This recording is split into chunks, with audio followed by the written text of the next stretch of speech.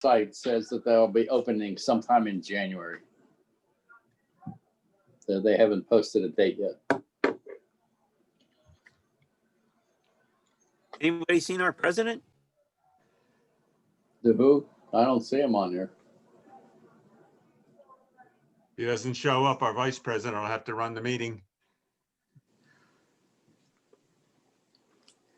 He just hung up.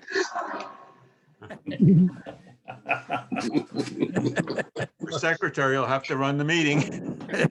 Watch out, the whole thing will go away. No, I was about to jump in and say it's almost 10 after 8. If Yeah. Steve's not coming, then maybe we should start the meeting.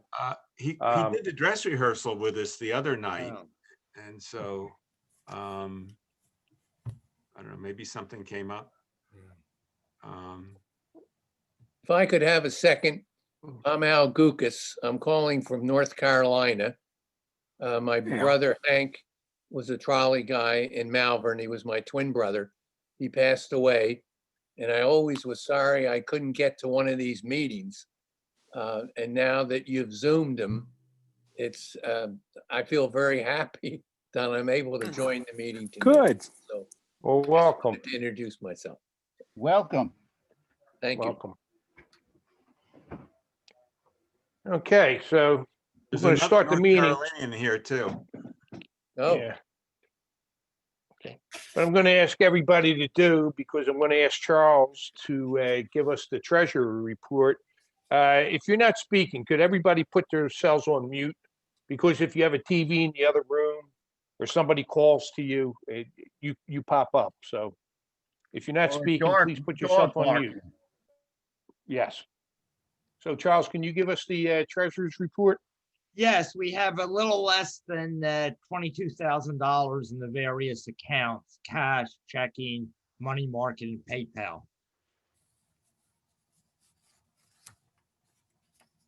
Okay, is that the report? Yeah, so we're in pretty good shape. And you know, the calendar sales have done very well. Great.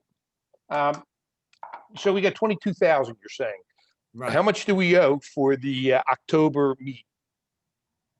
Any idea on that? what our No, they haven't liability asked is for any at? deposit yet or anything, so Okay. And how are dues coming along? good. The renewal's been pretty good. Okay, so that's the treasurer's report. Any old news or any old business? I'll take that as there is no old business unless somebody forgot to unmute themselves to say that. How about any new business? I'll take that as a no.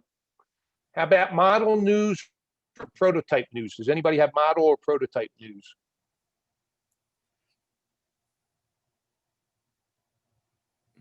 Can anybody hear me? I guess the one bit of prototype news may have been announced that there was, the recent public information meeting about the King of Prussia extension of the Norristown high-speed line. You might check their webpage. It's some interesting stuff. Okay. How about Ed? Ed, you have any model news? Well, the world's been pretty quiet. Probably one of the interesting things that I saw was that there's a lot of die-cast companies around, and Corgi had produced the PCC cars, and they produced the Bernies, but there's now die-cast companies in Europe who are putting out 1 to 50 trams. I've gotten some. I think Jim Yeah, I'm getting Dunberger got one. invites, so I'm gonna let people in. Newhouser, please go on to mute. Okay, hold on a minute. Lower left corner. So anyway, the diecast companies in Europe produced Tatra trams and some other Russian trams. They're all primarily Eastern European. The trams are basically had been made by one company, an engineering company called I think it's Modimino or something close to that. And they do a lot of laser scanning. So they go and laser scan the whole vehicle and then they produce it. And now since there's video, and I don't know how Bob Newhouser has got the main screen and not me since I'm talking. Ed, we can see you. I see you talking. And Where, you can just see in the that corner? beautiful- Up in the No, I corner? see you. You're on the main screen. You're on Oh, my main okay. screen. So because of that, I'll walk over here. Mark Hinkle, could you please go on the mute? Thank you. So I'll come over and show you some of the stuff that they've made. Now, I don't know if this has got any glare or not to it, but that's a Tatra T3. And they've done a couple Tatra T3s. Complete interiors, non-operating pantographs. And as for some of the Russian style models, they produced this. It almost looks like it has like a bus front and a bus rear, but it's a trolley. And I've seen them in prototype photos where they've been painted, various colors for various actual operating properties. And nice display case. But again, like I said, it's are these 1 to 50 or 1 to 43? Actually, they may be 1 to 43 because that's the modeling gauge. But they have, when you go onto the website for start scale models and you look at what they have brought out for vehicles, there's a lot of vehicle types that are all Russian names, but boy, they're sure close to American prototypes. I think a narrow gauge modeling company actually imports them and sells them as US prototypes. They just say, here, take the signs off. It's almost identical. So I just wanted to mention those, besides other projects that a lot of the stuff is being done rapid prototype. And I just suggest you look at some of the different sites and see what you find there. Otherwise, it's quiet. I'm looking on their website now. They're 1 to 43 models. And the two models I believe you just showed us, well, one of the models that you showed us, it's in 2 different colors. They're both sold out. The second one is got, instead of like a cream, it might be white, and it's got an emblem in the middle. It's a prototype that's on a lot of different properties, so they can paint it different colors, and they're real, and it's an actual prototype paint scheme. The Tatra was done in instead of the yellow and red, it was done in a cream and red. But I will tell you that was a bunch of years ago. Give these 6 months on their after issuance, and they're sold out. They're gone. You've got to start finding them on the secondary market or from dealers that might have one left. That's right. I also see they have trolley buses too. I see. Yeah, they've got a lot of trolley bus, Skodas and some others. I haven't gotten any of the trolley buses. I was thinking about getting them because they look really nice. And if you do any traveling into Europe, there's a lot of great stuff there. Well, thank you for that update. Yes, I'd like to welcome Bob Newhouser from Brooklyn. He's president of ERA, and he was very helpful in teaching us the ins and outs of being a Zoom host. Welcome. Okay. Bob, do you want to have anything to say? Would you like to say hello to the club?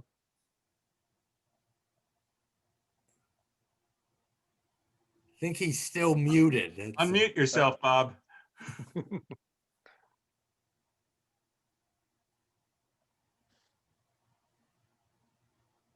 Is he still online, Charles?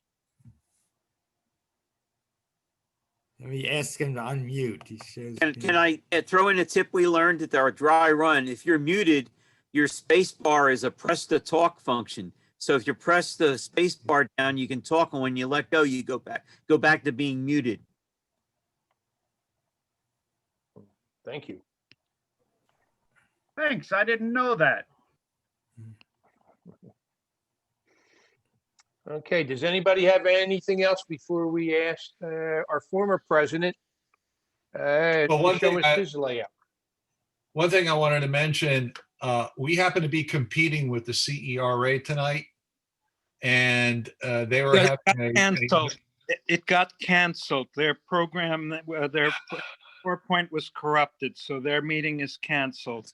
Yeah, thank you very much. That's just what I was going to say. I have a question. Somebody mentioned the website for the Norristown Speed Line. What website do you get that information on? Just type King of Prussia Rail in King of and Prussia Rail, thank you. into Google. See, and All right. this is the Right. extension, the branch or the extension to King of Prussia that's being proposed. Great.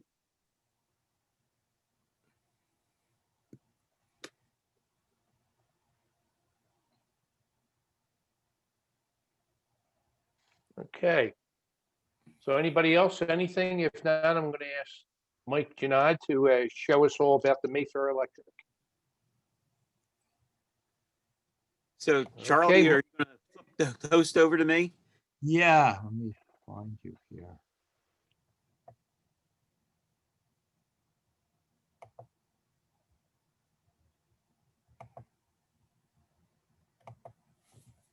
Bob, we're not as smooth as this as you are. You're fine. You're doing just fine. There's no right or wrong. You're doing just fine. Okay, Mike, you should now be the host, I believe. Okay. So, well, good evening and welcome to the Mayfair Electric. I wanted to start this as my alternate camera to the computer. And I wanted to start tonight with a long shot to blunt the rumor that in all Zoom meetings, people are only dressed from the waist up. So here I am in full uniform. But I'm happy to have this virtual layout visit. Obviously, I'd be much happier with a room full of modelers watching the trolleys go around and asking questions. And that time will come again. But in the meantime, I think I got a program tonight that you'll find informative and entertaining. So I'm going to give a little background of the layout, a little history. I have a photo layout tour of around the layout. Then we'll watch trolleys run for a while. I have the cameras, my computer camera, this extra camera, and I have 4 live webcams that I can pull into the program. And then I'd like to talk a little bit about some unique features of this. I use a variant of the automatic control that East Penn uses on their modules and a couple other different things. And obviously questions and answers as much as time allows. So I'll launch into that now. Mayfair Electric. That name came from the 1960s. I grew up in the Mayfair section of Northeast Philadelphia, and I was a young modeler in HO scale, trolleys and railroad.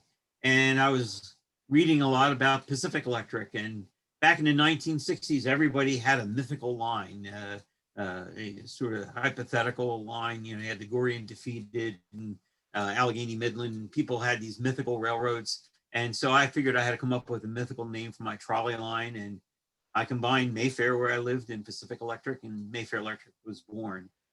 As I said, I was HO scale, joined East Penn in the late 1970s, thanks to George Vandevenner, who was also a member of the Railroad Club that I was a member of. And after several East Penn meetings and a couple of meets, the O-scale bug started to bite. So I thought I'd join the fun and decided to build a small O-scale layout of 5 modules. I wanted to build some modules because at that time it was custom for many people to bring a few modules to the meets to make the layout up instead of Dave Gallagher showing up with a trailer load of modules for the layouts. So I wanted to have something to bring to the meets. So I designed and built a small layout out of 5 modules, 2 loops, 2 straights, and a corner. And in the late 1980s, I hosted a couple meetings here with those modules.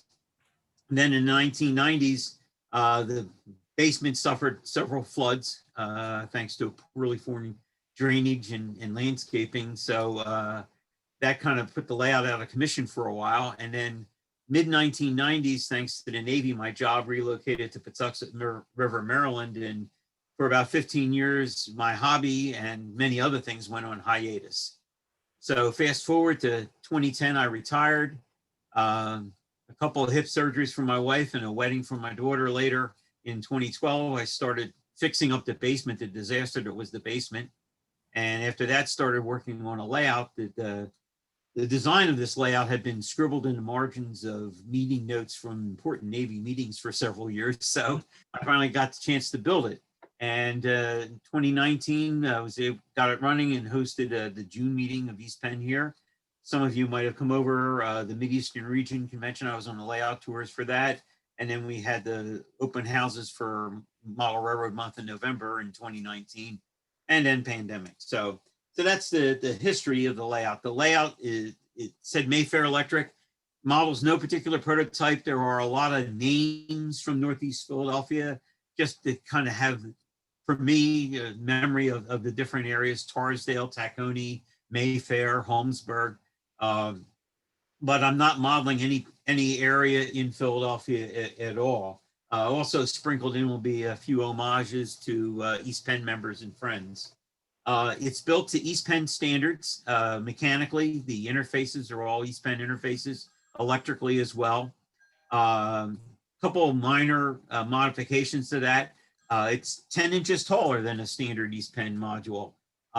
This is because it's going to connect to an around the wall layout, and I needed to clear the HO layout that's obviously 10 inches lower than this. So it had to be a little bit higher, but it turned out to be, as I'm leaning on this, a great height to work on the layout.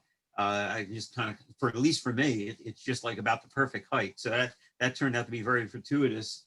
The other thing I added a 12-volt DC bus in addition to the standard control wire and the automatic control wire, for the Cinch Jones connectors and the Molex connectors. I added a 2-pin Cinch Jones just for 12-volt DC for, I use different electronic modules along the lines, and those modules don't like to be on the same circuits with relays. So relays, no matter how many capacitors and whatnot you put on there to fill them out, just put a lot of spikes and it's a dirty power supply, and eventually eat those modules. So I just wanted to have something separate for those. So I added that bus. All the track is hand laid. It's code 100 on ties. On a private right of way, it's code 125 with a brass angle next to it for the street trackage. A little later, if we have time, I'll show a little detail how I do the street trackage. Hand-built switches and crossovers. A few of them I use some point castings, but there's some that I built my own points as well. The layout can run on DC or DCC. Tonight, I'm running DC with Mike, this is Charlie.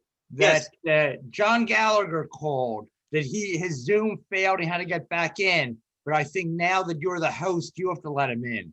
I'm not sure I still can. Okay, I'm not sure where the waiting room is for me. Let me get rid of this and see. I think you have to go to participants or so. Yeah, I'm looking for participants here. I And don't know whether I still have it. Is it better just to give it back to Charles, let him in, and then go right back to yeah, Mike? let me just do that if I can. Yeah, you probably may find some other people. I know at least one person in Chicago wanted to go to the East Penn meeting now that CERA failed. Okay, Charlie, you're the host. Tag, you're it. Yeah, it says, yeah, there's a couple people here that, yeah. So So,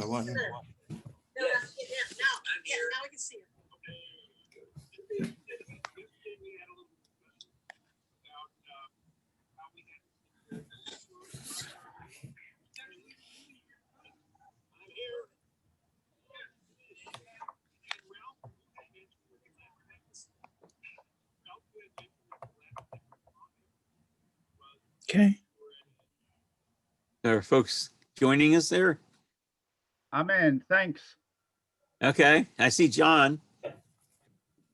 Yeah, I crashed and I had to re-sign in. I'll go Ah. back to mute.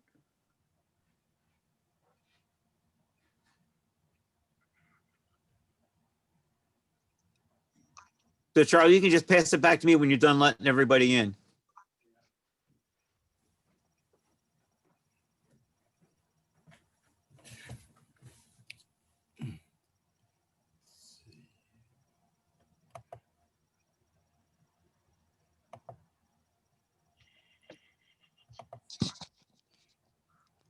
Okay, I see I'm back. Okay. All righty. So as I was just finishing up, the layout, it can run on DC or DCC. The layout's built for two perspectives. I mean, like we all build layouts for various reasons and for different what mode we're in. And I guess I built the layout from the railfan perspective, which is why it's got a lot of automation and whatnot. I wanted to be the guy standing on the sidewalk watching all the trolleys go by. So that's sort of the way the layout is built with the DC mode. But I also like being an operator. So in the DCC mode, I'm a motorman, and other people will come over to operate the layout with it. They have their cars and their motormen. That's fun too.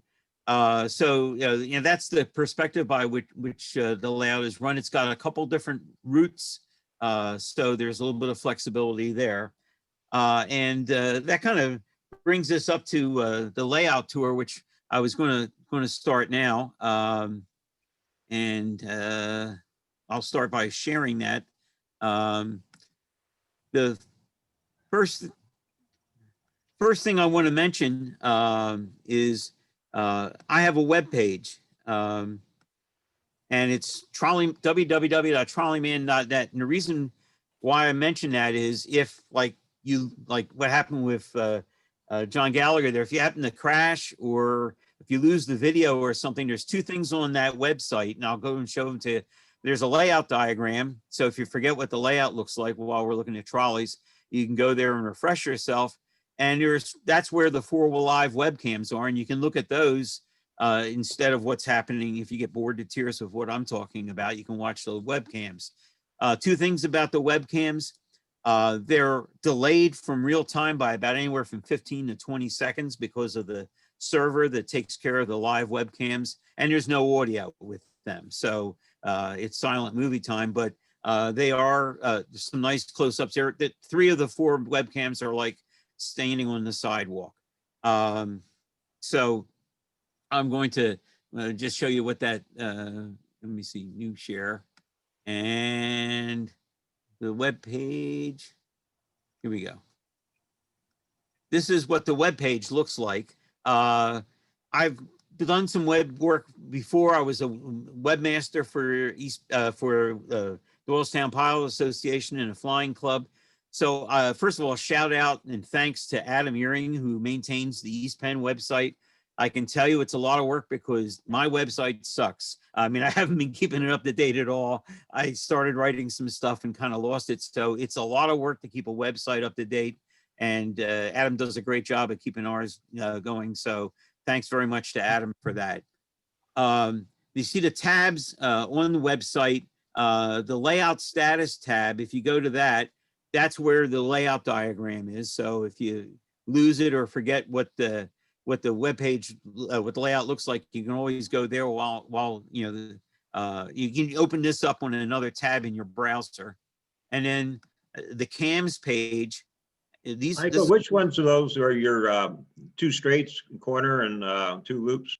Well, I'll talk about that when I go through the layout tour, the video, the pictures and layout tour. I'll mention which ones are original, which ones are new. But just real quick on there, the green ones were existing modules. There's a little key on the right side, says original module and new module. Mike, Yes, sir. sorry for, if I'm looking at your schematic on the meeting, and I'm looking at it on your website, and it doesn't appear to be too green on my monitor, but Okay. from your website, it is green. So, the green and white looks almost the same. on, Okay, and as I said, the meeting. I'll talk about that as I go through the layout tour specifically. Talk about which ones were original and which ones weren't. The webcam page, there are 4 webcams here, and if you want any one of them to be full screen, you kind of move down to the bottom right of any one of those squares, click there, and it makes it full screen. That's the one webcam, which is an overall view of the layout itself. If you want to get out of full screen, you just hit escape.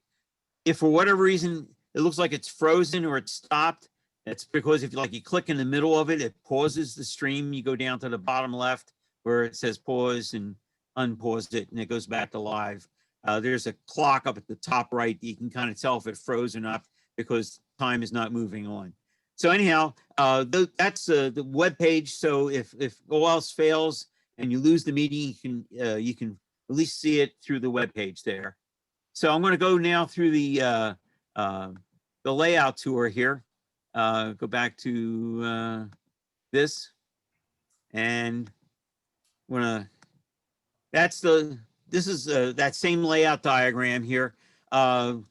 What's not white, what's colored is what's existing. The layout consists of 16, right now it's all East Penn modules. It's the layout is about 16 by 12 and a half. And 1 second here, I guess somebody else wants to admit.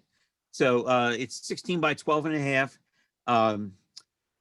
There are 13 modules that are actually built, and 12 of the 13 are operating. I still have this small little module here, which is an express terminal, and these 2 modules over here, Holmesburg Junction and Holmesburg, which would make the other route. But it would have a route from, say, Torresdale around to Tacony and back, or you can short turn at Mayfair, or you could go Torresdale to Holmesburg, Holmesburg to Tacony. So there's a couple different routes you can use here. Eventually, from Holmesburg Junction, there's an extension that would go out to an around the wall interurban layout. That's ultimately the end of the O-scale empire, would be a double track around the wall, wide radius, so you can run trains there. That would be the next phase of the layout. So I'm going to start, the little arrow is going to point to which modules I'm talking about. So I'm going to start out here at the Torresdale Loop. And that was one of my original modules. So what I built was a private right-of-way loop, a street loop, a private right-of-way straight, a street straight, and then the corner module was a transition between private right-of-way and street. Most of the layout is not scenic. I can tell you right now, it's the Homosode Central. So, but this is a pretty, pedestrian loop module. It's a loop of 2 storage tracks in the middle. Currently, those switches are manual. They're going to be converted to electric operation. It is also in the operating part of the layout, the only module right now that doesn't have the automatic train control implemented, which of course means this is the only module where trolleys will actually stall and therefore get rear-ended. So it's Murphy's Law, and my wife's maiden name was Murphy. So what else can I say? I started doing some scenery. It's okay. It was just styrofoam with some, this is about as cheap a scenery as you can possibly get. Styrofoam, with some sculpture mold and some woodland scenic sprinkled on top. But I can do better and will be in the near future. It's a 4-foot by 30-inch wide module, and that's how we start. One of the bad features of this, and I wasn't thinking this when I built it, is I built in, I was only thinking single car operation. I built in a rather nasty S-curve. And while short freight trailers don't have a problem going through this, a string of North Shore cars just won't make it. They just won't make it. So this switch that you see there is going to get moved further towards the end of the module and put a short, take that curve out and put a little short straight section in to help that problem. That's an upcoming modification to the module. Runs great, but unfortunately it's just, I just wasn't thinking back then. This is 30 years ago. So let me back up here a second. Well, anyhow, this is the next module down. You can kind of see the loop up there in the background. And this is Meeting House Road. There are different things I want to do in the layout that kind of put little hints that this is Pennsylvania and potentially around Philadelphia. And Meeting House Road is a road you see a lot in and around Philadelphia and Pennsylvania because there are a lot of Friends meeting houses, because there are a lot of Quakers. So if you have a road named Meeting House Road, your odds are you're probably talking about a line that's in Pennsylvania somewhere. So this is a 5-foot module because I needed a little extra length to accommodate the grade crossing. And I wanted to make sort of a Red Arrow-esque type of trolley stop with a couple shelters, grade crossing. There'll be the metal, the hoop fence between the tracks, platforms. So I've got the street paved and the sidewalks paved.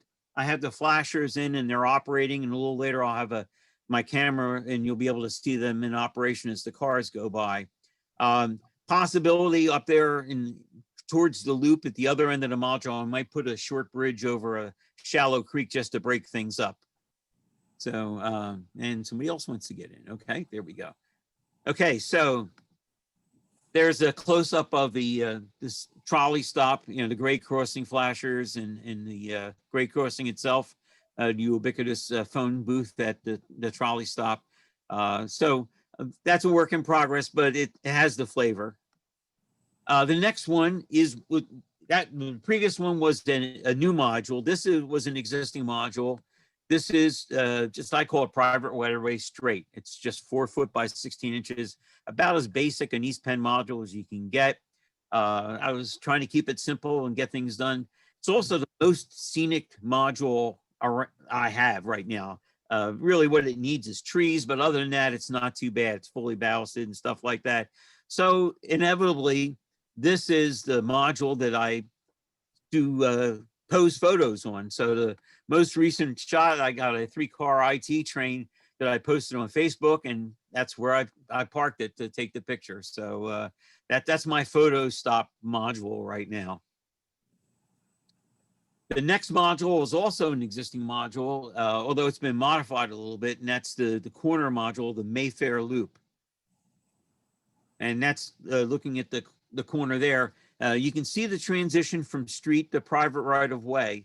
You see the ties coming in there in the cutback loop, and there's 2 sidings in the cutback loop. As I mentioned a little bit earlier, my private right-of-way track is code 100 on ties.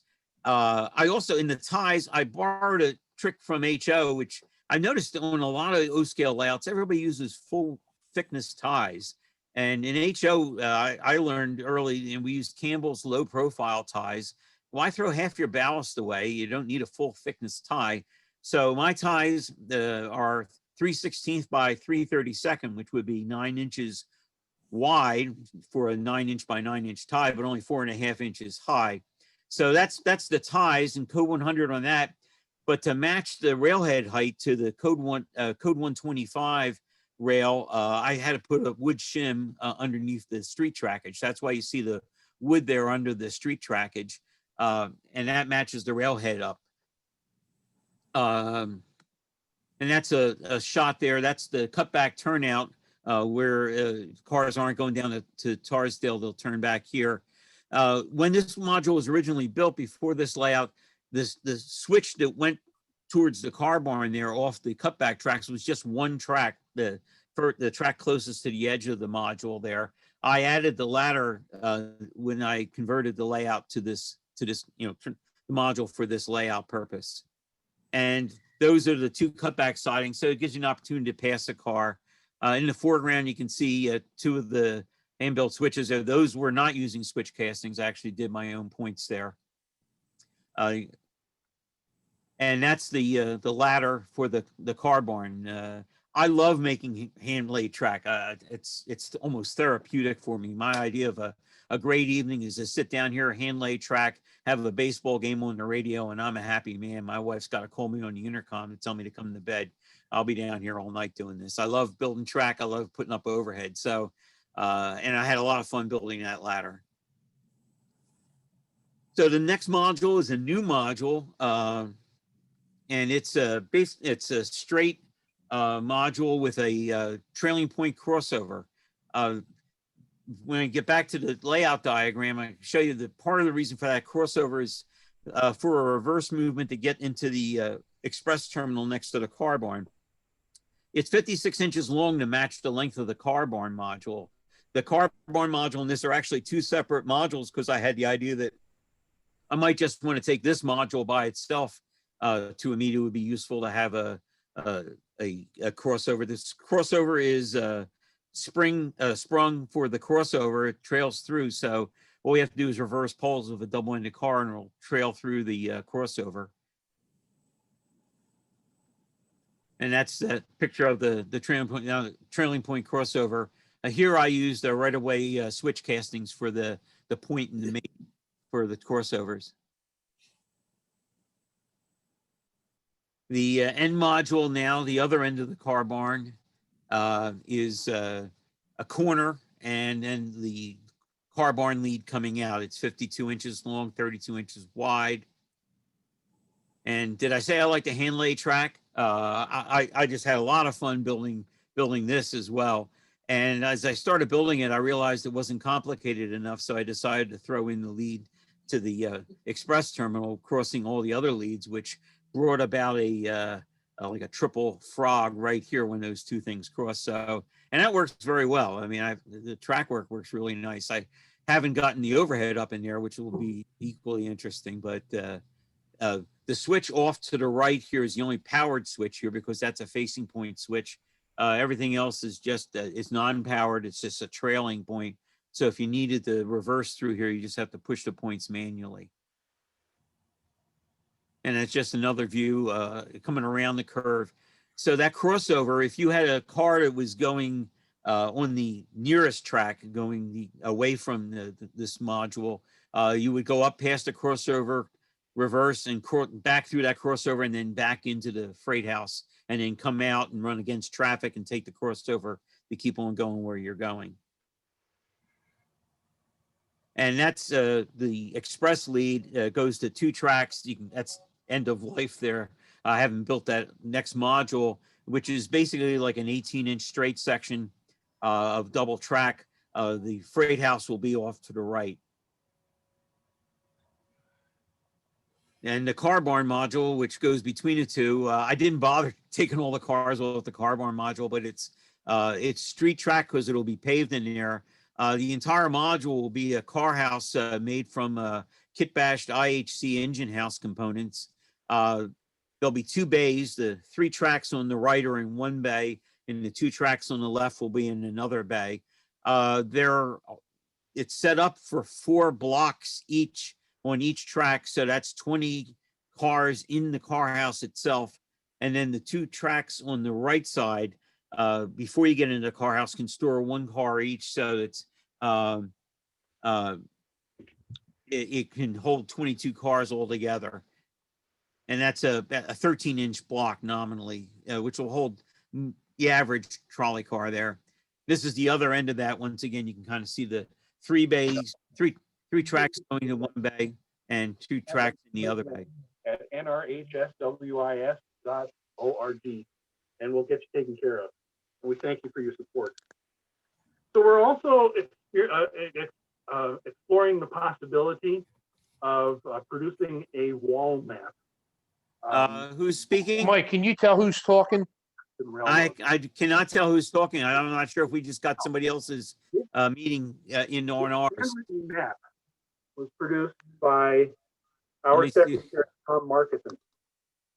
Tom's in the house tonight. Charles, can you tell who's talking? I think it's George or Son. See, I'm not the host, so I can't. I'm trying to get into yeah. One second here. This is Bob Newhouser. You can go through the participants list and see whose microphone doesn't have the slash through it. And Yeah, that's what I'm looking for here. okay, and then just mute them. And welcome Bruce Battles from the Bay Area. Thank you. Hi. Okay. All righty, and let's get back to, Yeah, I see George Chasen's mic isn't muted. I'm looking for him. Where's he? at? I'm sort of stumbling here trying to work it on the smartphone.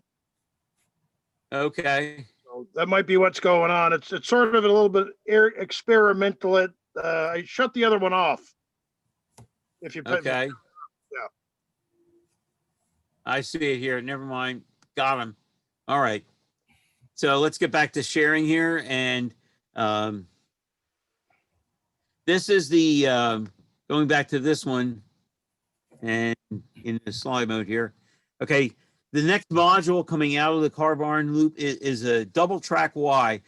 I did not build these modules. In addition to the 5 I built, I had an opportunity to buy 2 of John Durr's modules when he was moving from Ambler up to Yardley. And this is his double track Y module, and I call it an adapter module next to it. This actually had been part of his layout, and then he made it a module, and it's a beautiful module. The track works impeccably. It's interesting though, it is steel rail, so it's interesting to work with when you're used to working with nickel silver. One of the problems though was that it was one big block. None of the rail was gapped at all because back in the, we made our blocks in the overhead wire and everything was common for return. So for the automatic system, it killed me to have to take a Dremel tool to a lot of this paving to cut gaps in the rails so the automatic control can work. Because there's actually, looking at that section there, there's 7 blocks there, 1 for each switch and the crossing section in the middle. They're all separate blocks for that.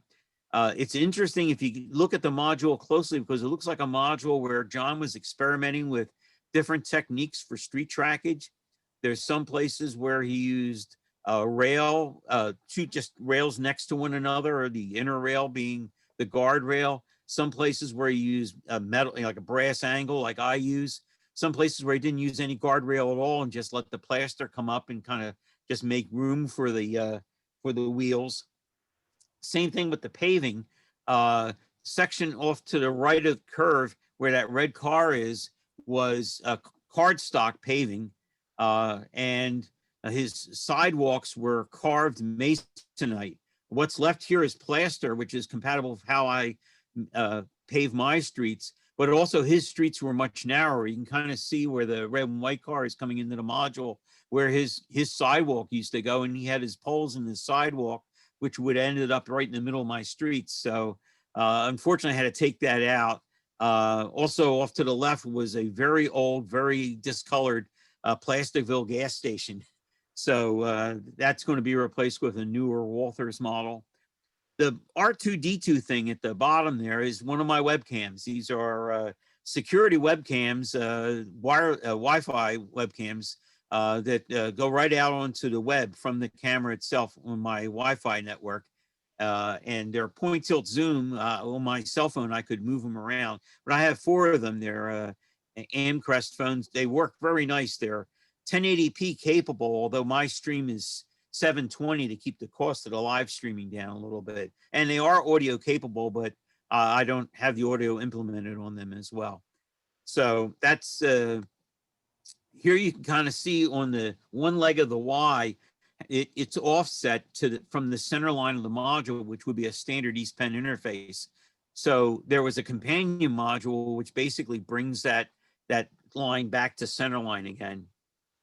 This is the other leg of that Y. You can see the camera there off to the left, and you can kind of see the different techniques. You can kind of see where there's 2 rails next to one another. I'm trying to find my cursor here. Right here, 2 rails next to one another forming street rail. No rail at all here, and in some places it's just um, just a piece of metal next to it like I use. So, and then this was where the card stock was. And he uses, some places he simulates blacktop, some places he simulates brick. So the next module is that companion module. And you can kind of see it a little S-curve there as it swings back to center line. It adds a nice curve and it kind of breaks up just the straight running of it. And that's currently end of wire and end of track on that leg. Where this camera is will be Holmesburg Junction, which would be a 90-degree junction, and then go out to the Holmesburg Loop. That's kind of a dual homage. I used to hang around and do a lot of rail fanning at the Holmesburg Junction on the Penn Central in my younger days. But with the name Holmesburg, is also a small homage to Bert Holmes, former member of the club. So the next, going out the other leg of the layout is a straight, and that was that was the original street straight, and it's paved finally. So that's what all that rail looks like when you finally pave it. That's plaster and carved plaster. And after I got done carving all those bricks, 2 or 3 days later, I was actually able to hold the glass again. After my hand just took the shape of the knife I was using to carve that. So the drains in the paving and whatnot mark where the gap is for the train stop, just so if I needed to know where the gap was or where the block ended. And I'll talk a little bit about that when I talk about my automatic train control. And that's just looking down the street the other way. So it's a little idea of how all the other stuff will look when I finally pave all the street trackage. I got a lot of carving to do in my future. At the end here, to kind of swing it around, I built 2 identical or nearly identical 90-degree corners, each 30 by 30. And the only real difference is that one of them includes a simulated abandoned trolley route. So it's pretty straightforward. It's just a 90-degree corner. I have some buildings there to kind of show what it will look like when the paving's done and the life is built. That's what I put in as sort of the simulated abandoned route. When I pave this, those areas where the switches and crossings would have been will just be blacktop, and there won't be any of the cobblestone paving that the rest of the track has. So it'll show that it's been new work and track has been removed. And that's what the other corner looks like right now. And then the end of that is the final of my original loops, and that's the Tacony loop. I had a private right-of-way loop, and this was going to be the street loop, and I decided I'd just fold the loop on top of one another. A couple of people had done that with some of the original modules, and just to add a little bit of interest to it. Of course, when you're doing automatic control, this adds a lot of interest to it because you have to add protections to make sure you don't T-bone cars.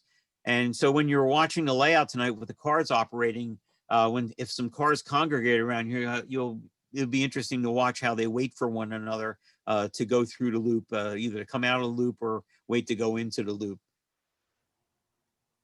And that's what it looks like coming out of the loop. It's not fully scenic, but it does have the feel for what it will look like when it's done. I would like to put those townhouses up on a little bit of a foundation with some steps to look a little bit more like Philly. And so that's the end of the layout tour itself. And so what I'm going to do now is I'm going to start the layout up, and we can watch some trains for a while. And then I'm going to move that other camera around so we can see some things. So give me a second here to get the cars running. And I'm going to put this on the one of those webcams here. Where are we at here? Here we go. And we're going to put it on the where am I at here?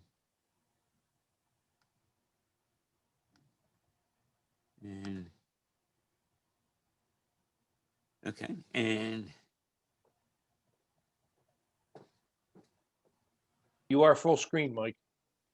Yes, I am. Okay. Yes, you are.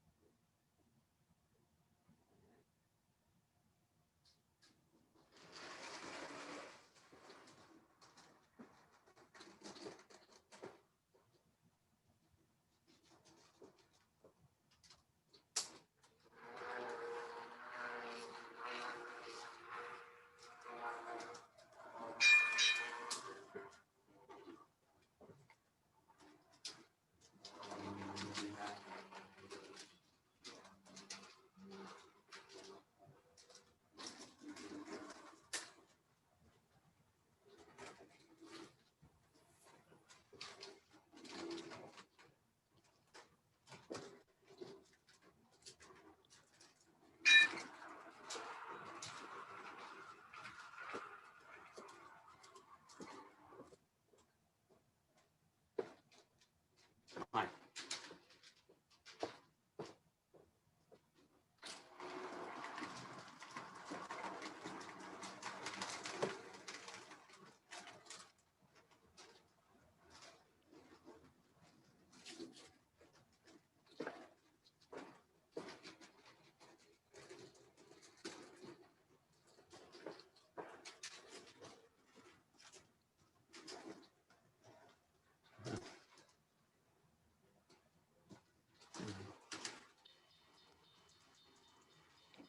Hey, Mike, just to let you know, I'm watching you on the meeting screen, and I'm also watching you on a different from your cams, all 4 cams, and you seem to be running the same, except now you seem to be frozen when the meeting cam. Okay, stand by one.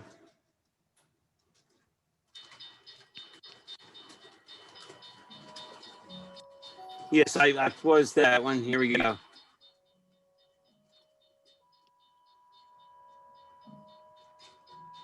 I'm going to, where am I at here? Here we go.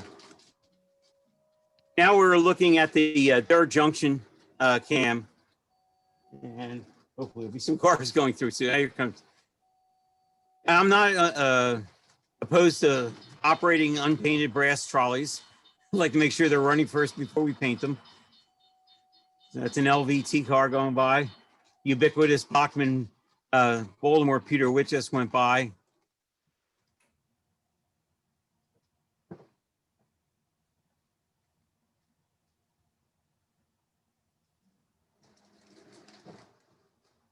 And true to form, no matter how well the layout operates before the cameras go on, things start not working well. So there was a Easton Limited just went by here, and then an IT Combine is going to be coming into the picture shortly.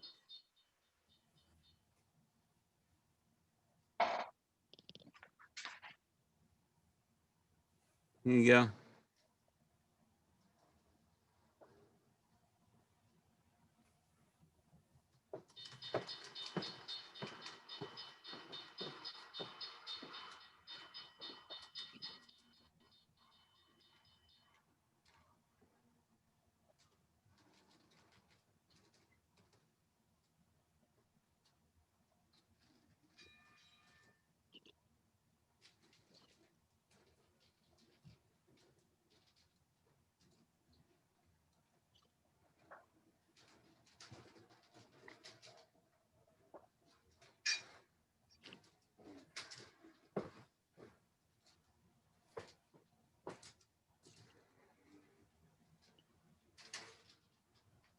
There comes the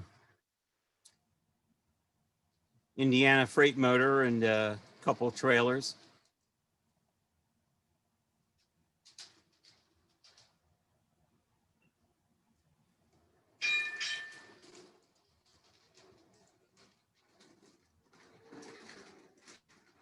And here you can kind of see how the cars alternate through the loop, hold for one another as they go through.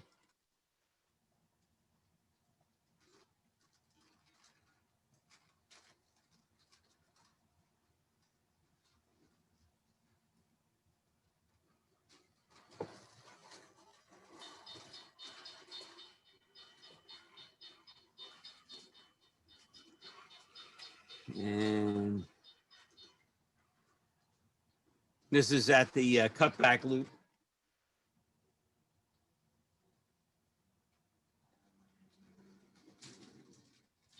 One of the things I'll be showing later, I have the switch at the cutback loop. I have an automatic alternator on that every other car takes every other route. So it scrambles the cars going between the two routes.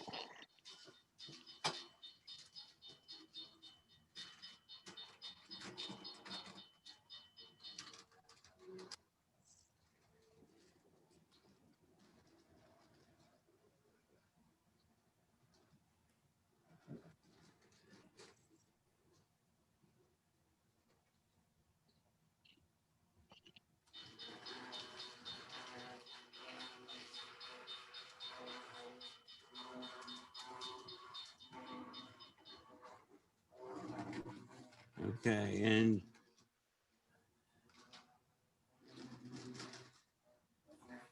now we're looking at the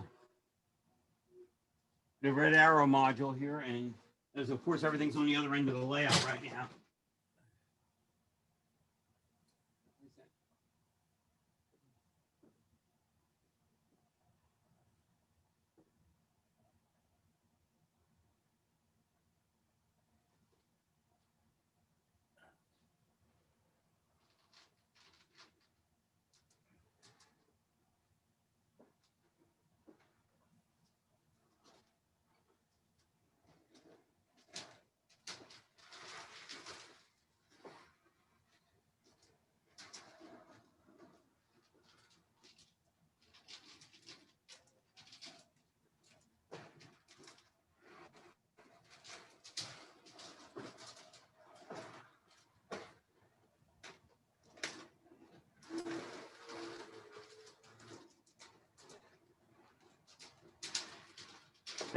Honestly, there will be a car along soon.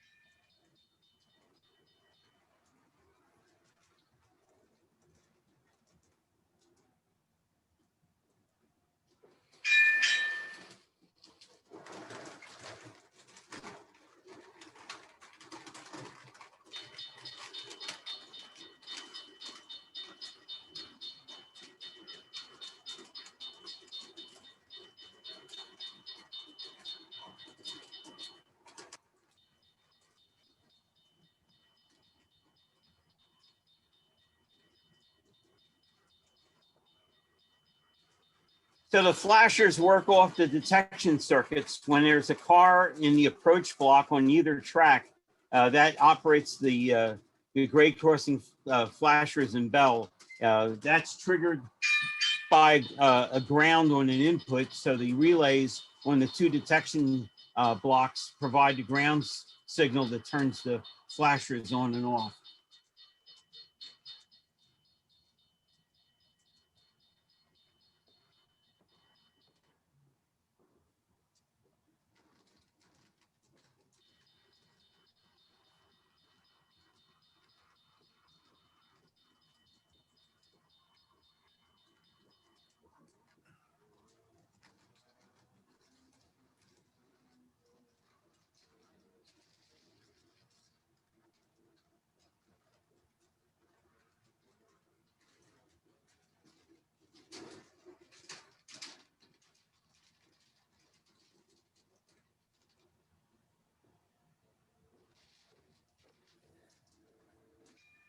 Okay. Let me, where am I at here? Share screen. And then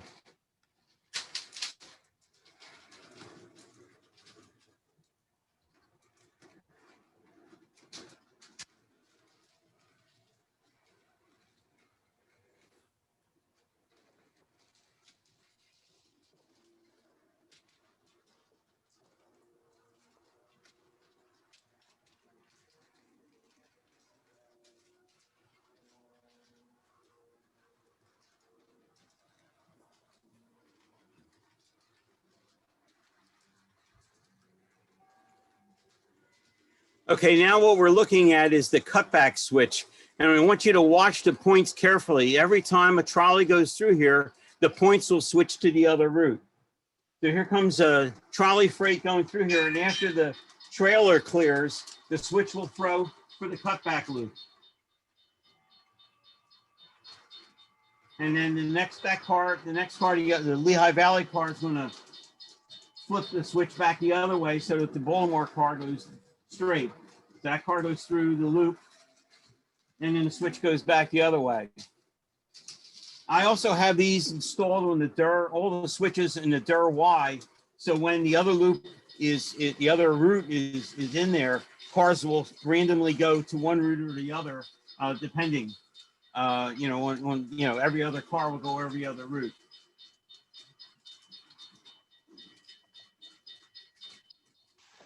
Hey, Mike, may I ask a question about the Yes, route sir. picking?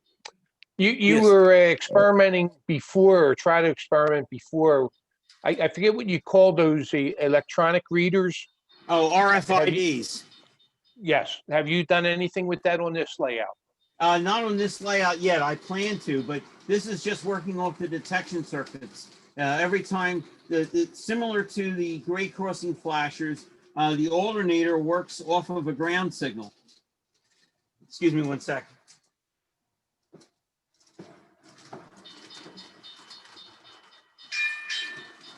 It works off a ground signal. So every time the block goes unoccupied, the relay provides a ground signal and flips the switch. What's your minimum radius there, Mike?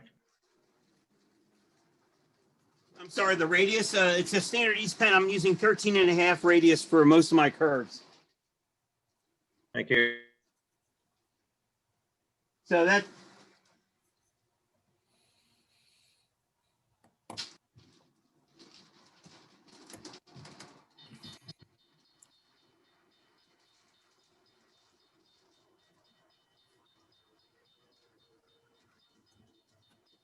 Let's go back to.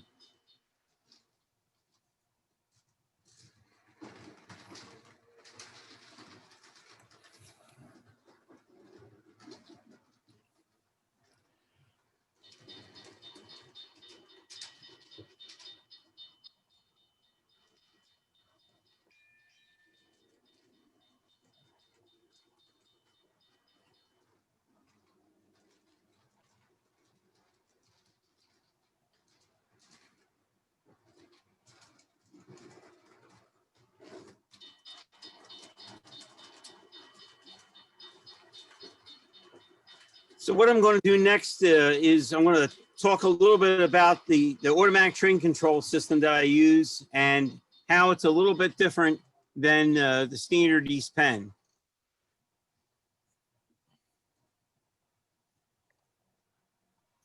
As someone not in O scale, who made the Red Arrow cars?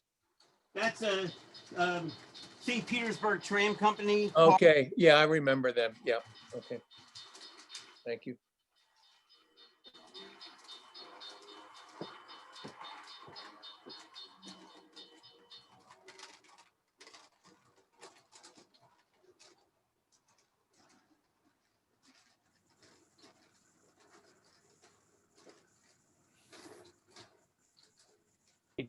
Charles, I don't know if you can hear me, but if you can, a couple people are trying to get in. I don't know if you can do it from your side. No, I don't think I can. I think because I transferred the host to Mike so he could make the presentation. Yeah, I let Steve know. He might have to wait until after Mike's presentation.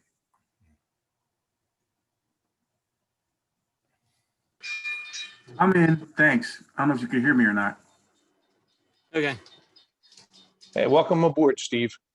Yeah, after a long time, I finally got in. Thanks.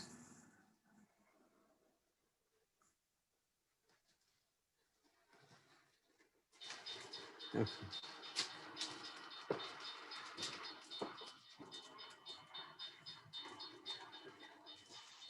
Steve, can you go on mute? Because all I'm seeing is your screen.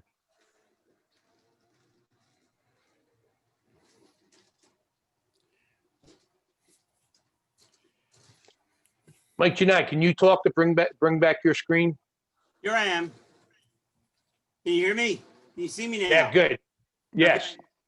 Okay, I'm gonna get the cars up here, kind of stage them here to kind of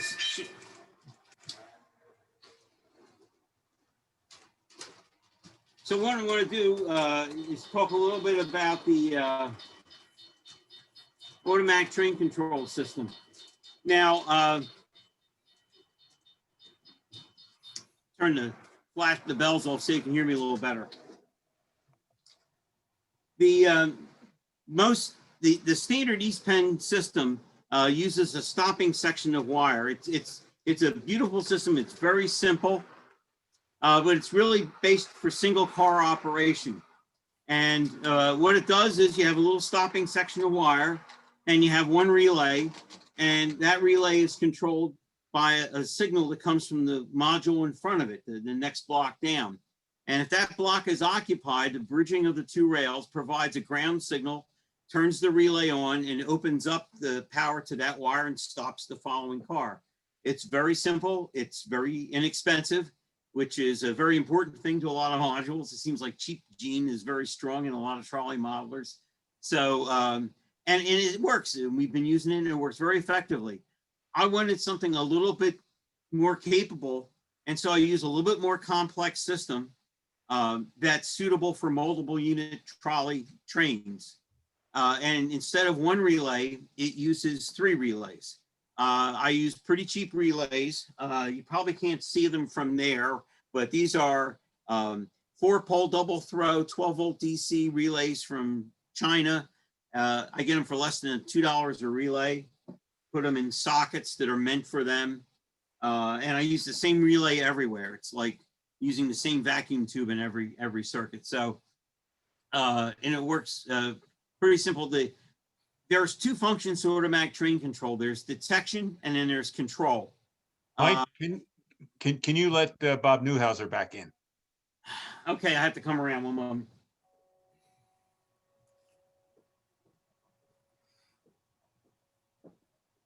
Mike, if anybody else is out there, let them in too, please. Sorry about that.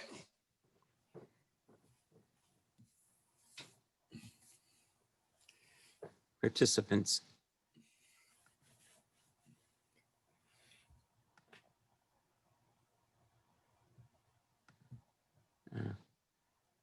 Yeah.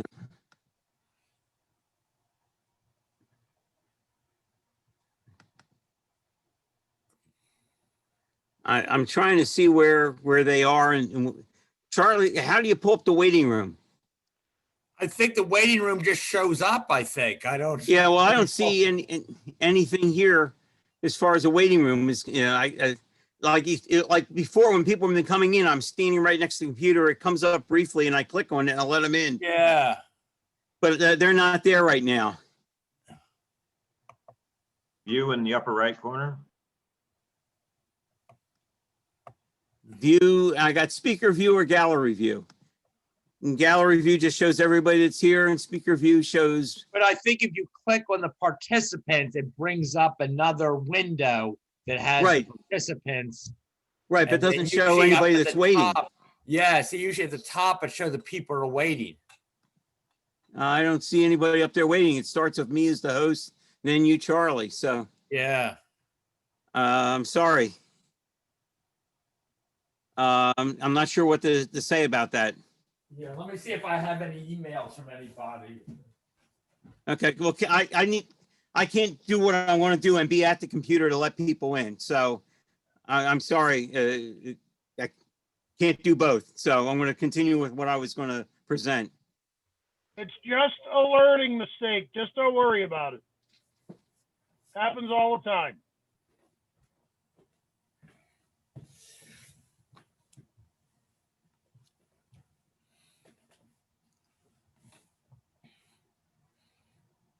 Okay, so the East Penn system combines control and detection in one relay. The relay detects the trolley and cuts off the power. I split that up. So I have what I call a track relay, which is a railroad term for the relay that detects when a trolley is in a block or a train is in a block. And that's the same function that it performs in East Penn. So there's a relay that goes on and off. This module here is one block. So if there's a trolley anywhere on this track in this module, that relay is on. That would be the same as if it was just a single relay system. I have a separate relay that turns the power on and off, but it turns the power on and off in the whole wire. So if you're stopping, you have a train of trolleys, all the cars will stop. If in the East Penn system, the existing one, there's a stopping block, which would only turn off the lead car. The other two cars would simply push the lead car through the stopping block and not stop anything. So my power relay kills the power for the whole block. The other thing I have is what I call a stopping section relay. And we use the fact that the stopping section we do by putting the little stopping section of wire near the end of the module to make sure the trolley comes to the end of the module will stop. What I do is I just make a little supplemental block, and the gap is right here. So it's about this far from the end of the module. So when the trolley comes in, if I didn't have that, it would stop back here. As soon as it entered the module, as soon as the wire is dead, it would stop back here. In this case, it makes the car come all the way up to here to stop. So what I have is there's a car stopped ahead. There's the freight motor and trailers coming into the branch here. So it's going to come around. It's going to stop right at the stopping section. I have the Lehigh Valley car stopped ahead of it.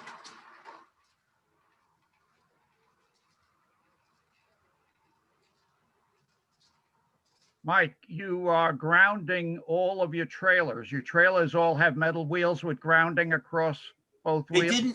They didn't originally. There was a tip that was in a couple of newsletters ago about using conductive paint.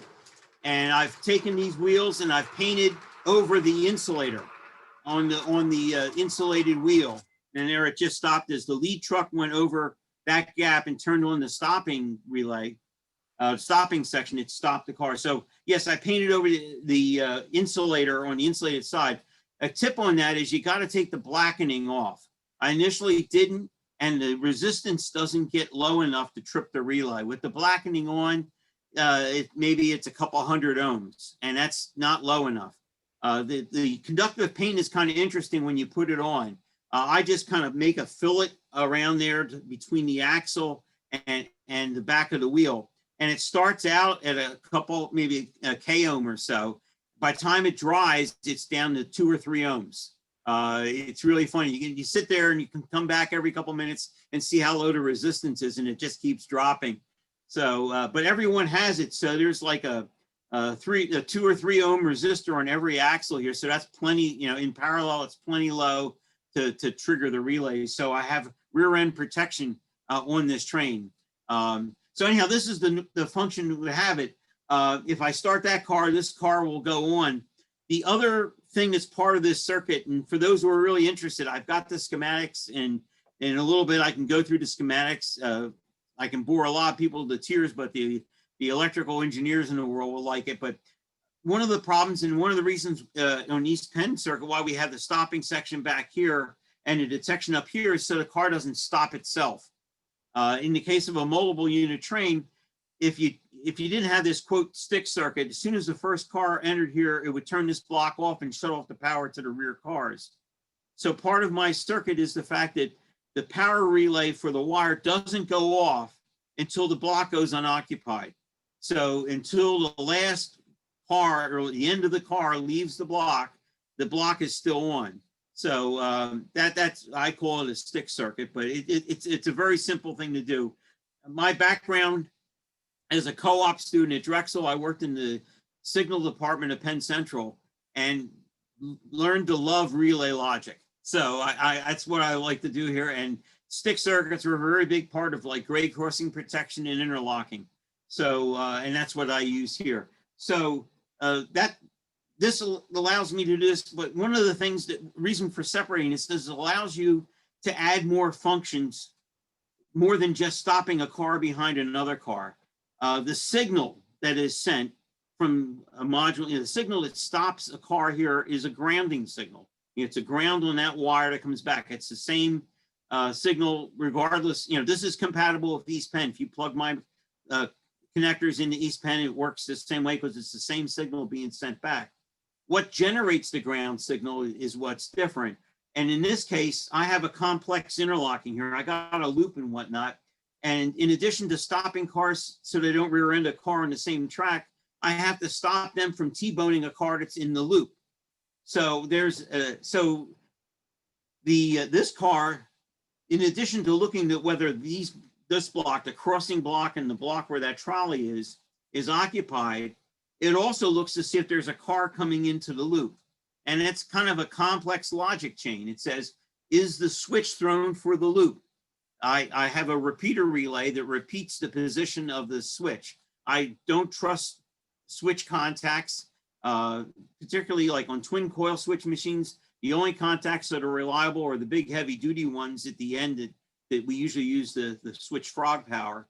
So I take a contact that I think is the most reliable and drive a relay with it, and that repeats the switch position. So the relay turns on and off depending on whether the switch is thrown or not, but it checks to see if the switch is thrown for the loop. Then you can't stop there because that switch could throw for the loop and there might not be any trolley coming, and this car is going to sit here forever. So in addition to whether the switch is thrown for the loop, you have to see if there's a car coming as well. So is the block occupied before the switch? Is there a car there that's going to take that switch? Okay, that's good. But maybe there's a car sitting here, which there is. So, let me second in the wire, but is there a car sitting here? If there's a car sitting here, then that car is going to stop and it's not going to go through the switch. So how do you tell that the car is stopped? Well, it's the power relay for that block on or off. So that's the complex thing. So I'm going to show how all that works. So first thing I'm going to do is I'm going to let this car go, and then this train's going to go after it. So as soon as that block is clear, this guy's going to start going. And he's going to stop for why? Dirty wire, that's why. Okay.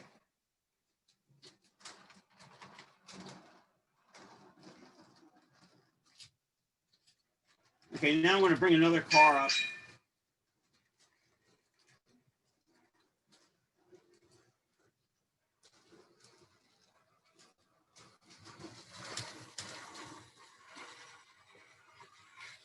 Now I'm going to throw this switch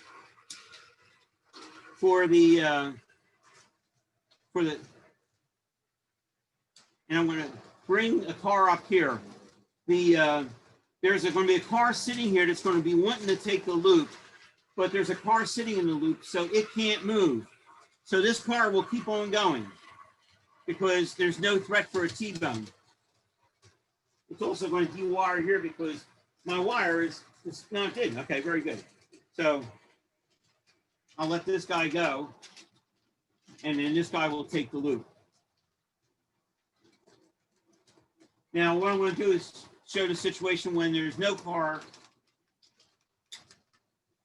waiting. So we'll run that guy down. Of course, this guy here.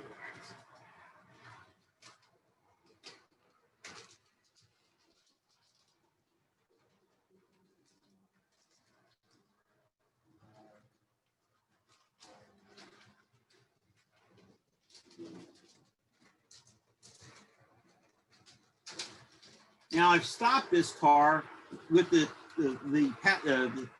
selector switch, but I've thrown the switch for the loop, but that car could go. I just turned it off this way because, this to show that the power relay is on. This car is waiting for that car to take loop because there's nothing blocking it in the loop. So once that car clears the cutback track, it'll start going.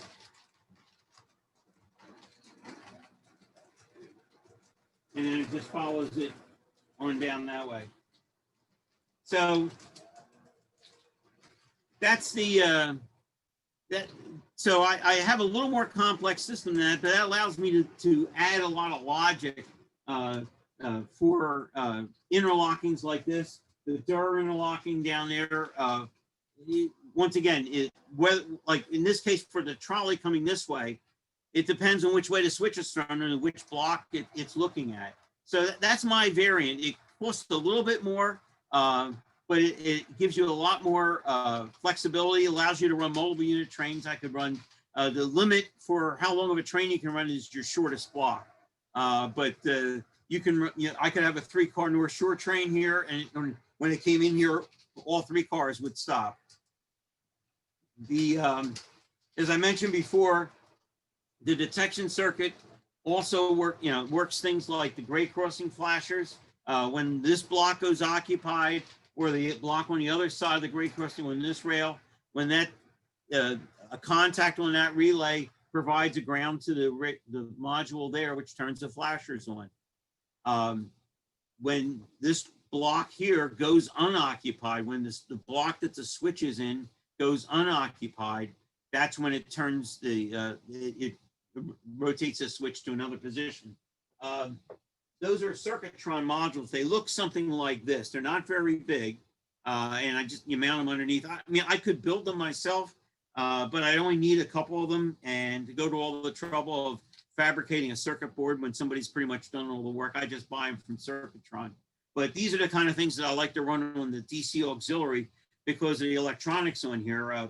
Filtering out the transients from relay stuff, I found that, when I had it on the same power supply as the relays, and when a nearby relay would fire, all of a sudden the switch would throw for no particular reason.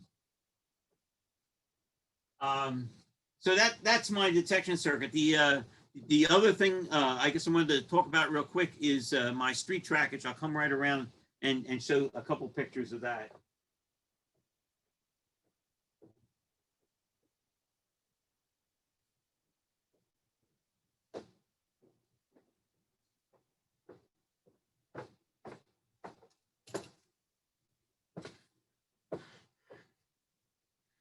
Okay.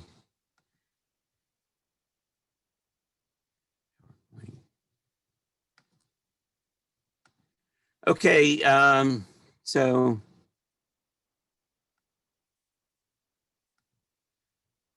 this is a picture of the bottom part of the picture is the unfinished street, which is just, I have a code 125 rail here, and then I put a 1/8 inch brass angle next to it. I drill some holes in there to spike that down to kind of hold it in place. And then I fill the space between it with solder and then get a hacksaw blade and grind that out. Use a, excuse me, use a track gauge, NMRA gauge to measure the check gauge between these two, and as well as the flange depth. And I'll repeat what a lot of people have mentioned before, that NMRA gauge is not a solder removal tool. Eventually you will break those tabs off and you no longer have a track gauge. But you can use, like, the ends of a metal rule or whatever, any kind of a gouge you want to kind of do solder removal here. But that's what and then this is how I paved the street. This is all plaster. At the end of the modules, I put a little piece of wood across at the end, but this is all plaster, and then you just carve the clearance strips on this side, and then the bricks in between, or cobblestones, what have you.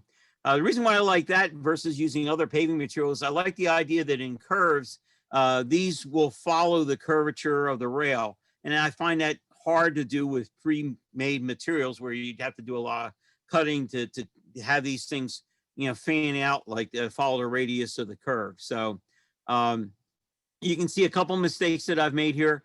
The dirt here on the rail indicates that the plaster is too high, and that's where the wheel tread is running on the plaster. So if you see that, your wheel is probably lifting off the rail a little bit there. So it's not as big a problem in O scale, but in HO scale, like up at our railroad club, that's a big issue. So you always have to make sure that this is a little bit below. Go to the next slide. This is a little bit of a cross section, and I didn't realize until I took this picture and looked at it, what I had done here is that in removing the material, this is taken into that section of abandoned track that's off that one module, that in grinding this out, I actually removed some of the railhead of the rail on the inside, which actually, this is the right contour. I mean, there is no railhead inside here on real girder rail. It's it is like that, although this channel is a little bit wider, but that's due to the nature of the gauges or the NMRA standards, the check gauge and whatnot. This is at the check gauge spacing, you know, and it ends up with a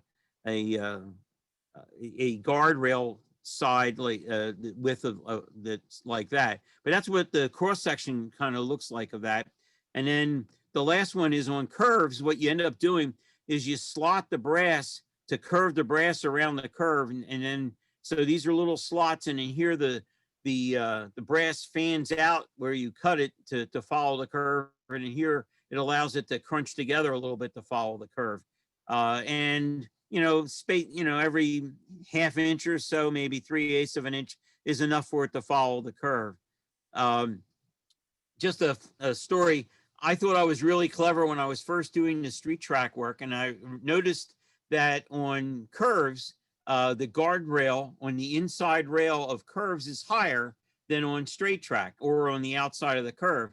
And I thought I would simulate that in my street trackage. So what I did was I used my 1/8 inch everywhere. And then on the inside here, I used a piece of brass that was a 32nd of an inch higher. The problem is that's not what happens. Is in reality, the guardrail is actually lower than the railhead everywhere. And then it's even with the railhead on the inside of the curve. And the problem with this is on very low profile trucks like PCC trucks, if that's where the belt drive is, they seem to hang up on that higher guardrail in there. They'll come in. I noticed that my crossing there where I have my folded loop, some of the PCC cars revolt on that crossing when they hit that high guardrail. So anyhow, that was just, you know, I'm not as smart as I look. So that was the lesson learned from that. That's what I had to share tonight. I wanted to talk about the automatic train control, my automatic reversing, some street trackage. I can set the cars to running again. I'd be welcome any questions about the layout from anybody, what I did, why I did it. This is one person's way of doing things. It's not the best way. It's a way. And I'm sure there are a lot of ideas, other ideas out there on how to do stuff. But I'm very happy the layout meets my needs. It's over the years when I didn't have a layout, I continued to collect trolleys. So I had a lot of trolleys and no place to run them.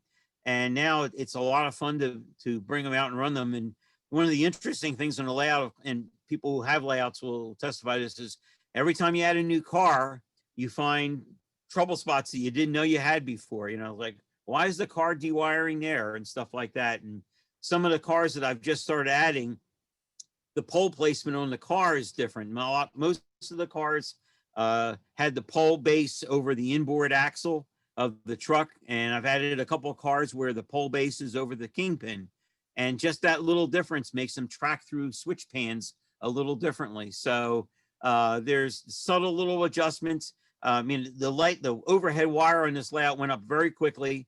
I was actually very surprised how well it ran, you know, when it first went up. But I'm fine tuning it. One of the other things I like to say is you can't be cheap about putting up overhead wire. You got to be willing to sacrifice wire. You know, you put it up once, you see how it works. You're gonna have to take it down, like the wire over the Dur Y. Probably the third time I've done a couple of legs of that Y. You know, you get it, and then you have to move the frog or the crossing a little bit, particularly when you start running cars with simulated wheels versus simulated slider shoes. Slider shoes are very forgiving for bad overhead. But you get religion when you start running cars with wheel castings at the end, because there's a lot less contact area and you have to be a lot more exact with your wire placement. So as I'm adding a lot of cars with wheel castings and different pole placement on the cars, I'm finding a need to adjust the overhead, but it's a lot of fun. What I was running tonight, I had 6 cars out there operating. And for the most part, except for one area here coming out of the loop that I'm still working on fine tuning, everything's running nice and fine. And the automatic operation is nice that if you go over to look at something and sit on something and watch it, you don't have to worry about watching all the other cars. But with the automatic control, you can run a lot of cars and see, like you make an adjustment and you have a lot of different poles or cars go through that area and see how it operates. So I'm running my mouth off, open it up for anybody's questions. Your Boston Center entrance car will be fun to see how that. Yes, or any work car where you've got the pole over the cab at the end. Yes, I call it the backward pole thing. I'm interested in seeing how that operates as well. Did Boston have to adjust their overhead when they ran those cars? Yeah. And I guess I'm wondering, so they had those operating the same time as they had trolleys with normal Well, poles. they mainly ran on the subway surface lines. Okay. So they ran on the Cambridge lines too. Okay. Well, as I said, that's why I'm gradually adding. I have a couple of center entrance cars to run. I have a couple like flatbed work cars with the poles over the cabs at the end that are going to be a similar thing. I don't have too many center pole cars. That's the other thing when you have like a double truck car with just a single pole in the center. Is another issue sometimes. I don't think I have any of those, but or a Bernie. Well, Bernie, it's a short car and it seems to track pretty close. When we've run Bernies up in HO up at the club, we haven't seen a lot of issues with them.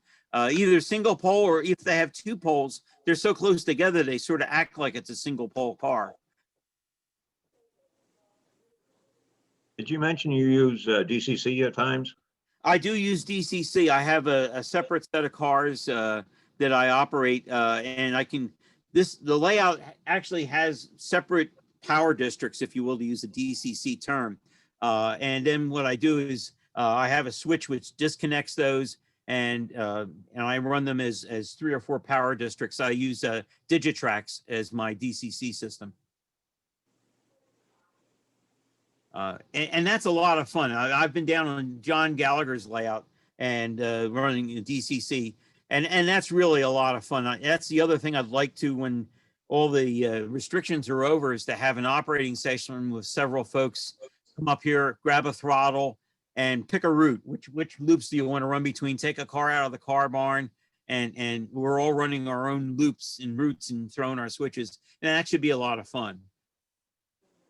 When you do that, you set up the, I guess the overhead all is one, well, you said 3, 4 power blocks. So I guess you just leave the power on all the time. You don't use the switching? Yes, and I actually I disabled the automatic train control part of it. Yeah, so I haven't had, some people have said it works okay. They've used automatic train control with DCC. I've had some issues sometimes with the car reacquiring its address after the block's been shut off and then turned back on. Yes, Doug. Oh, sorry. Yeah, I'm kind of going back and forth between DCC and DC and trying to support both. And I am wiring it so I can run the automatic control. But what I'm doing is using the asymmetric braking control that not all decoders support. Right. Like Exactly, ESU and Lens and some of the others support that, but like Digitrax decoders do not, because they got their own proprietary system. Yep. So, Yeah, so I'm hoping I don't have problems with whacking decoders because of that. So, but I got a switch on the panel that I can disable that and just run, just shut it off like it was running on DC. Right. Well, I do, to answer the question, yes, I basically turn all the blocks on, everything's on, and it's just one big block then. Other than the power districts, I mean, each power district is one big block.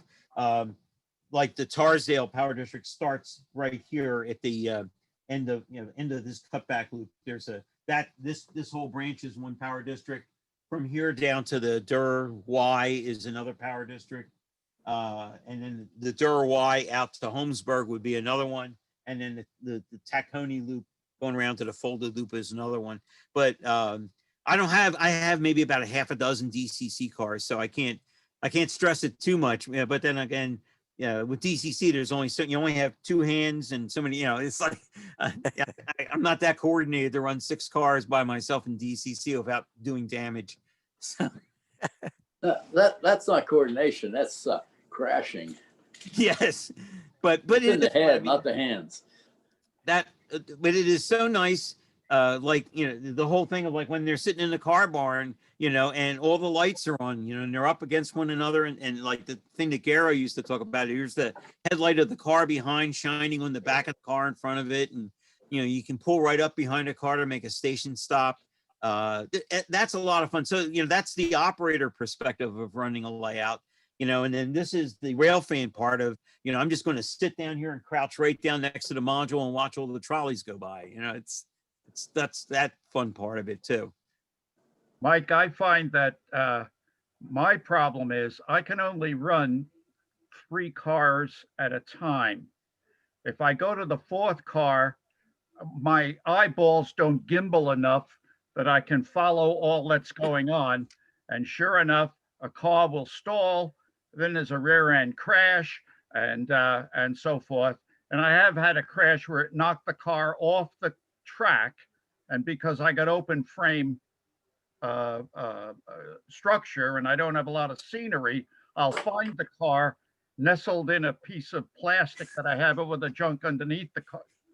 So that's the problem there. On my layout, I have the I think it's called the Super Chief. When I bought my DCC, I just said, okay, I'm going to take a big hit. It's going to cost me what, $300 to $400, and I got the 8 amp Super Chief. And I have one block. My whole layout is one block. Period.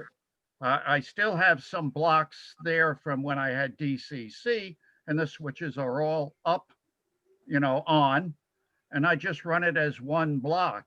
And my main line is 83 feet long from end to end. And I have no problems with that. I have one Pittman freight motor, has a DC 95 motor, talk about a hog. But, number one, it won't stall. And number two, it'll, unless the rails get greasy, it'll pull everything I've got behind it within reason. My passing sidings, I can get about 4 cars behind it.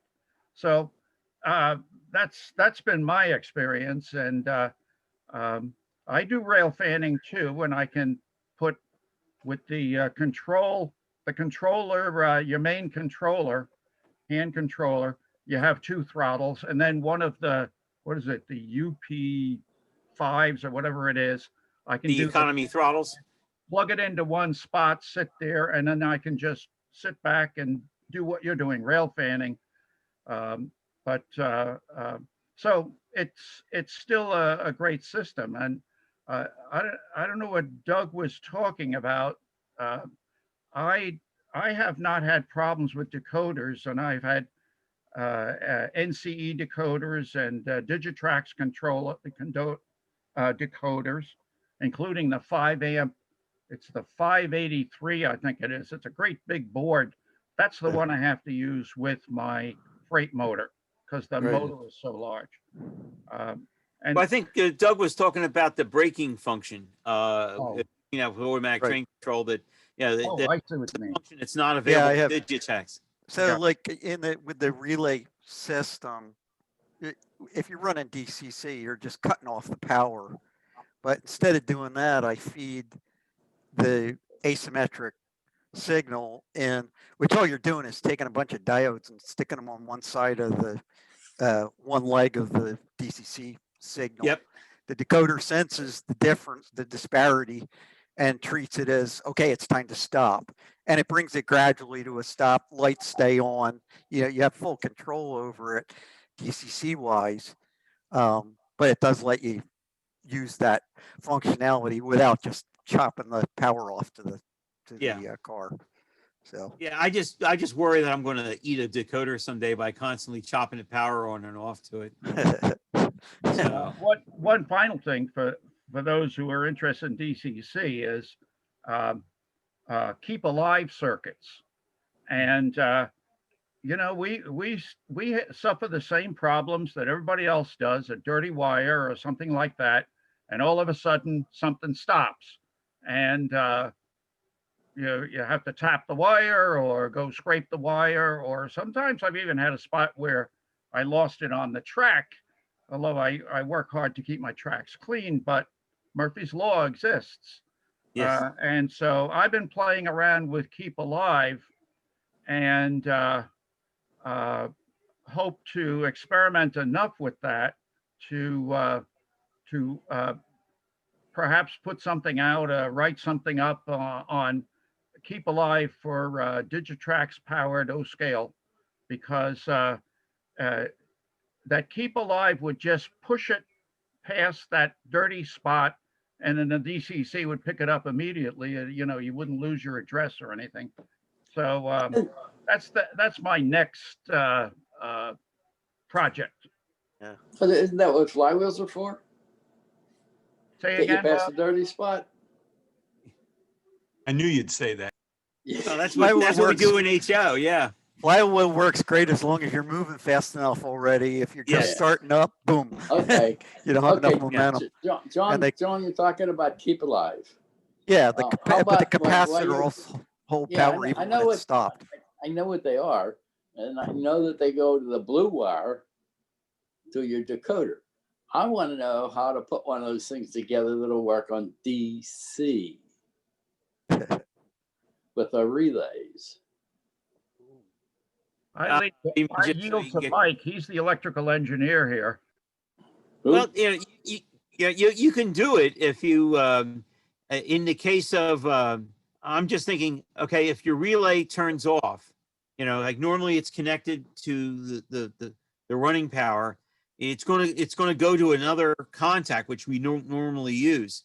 If in that case, it contacts a capacitor that'll discharge through the motor that's been charged up to whatever the voltage was prior to the relay going, whether what happened, it would go and it's down when you're running, it goes up, it hits the other contact, which goes to a capacitor, and that capacitor discharges through the car to gradually slow it down.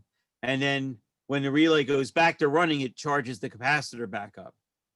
I think you could do something like that and do it, we have an RC, we'd use you might have to put a resistor in there just in case the resistance of the motor isn't enough to be an RC circuit to slow the car down. I mean, some of the CAN motors, they might not, you might coast too far.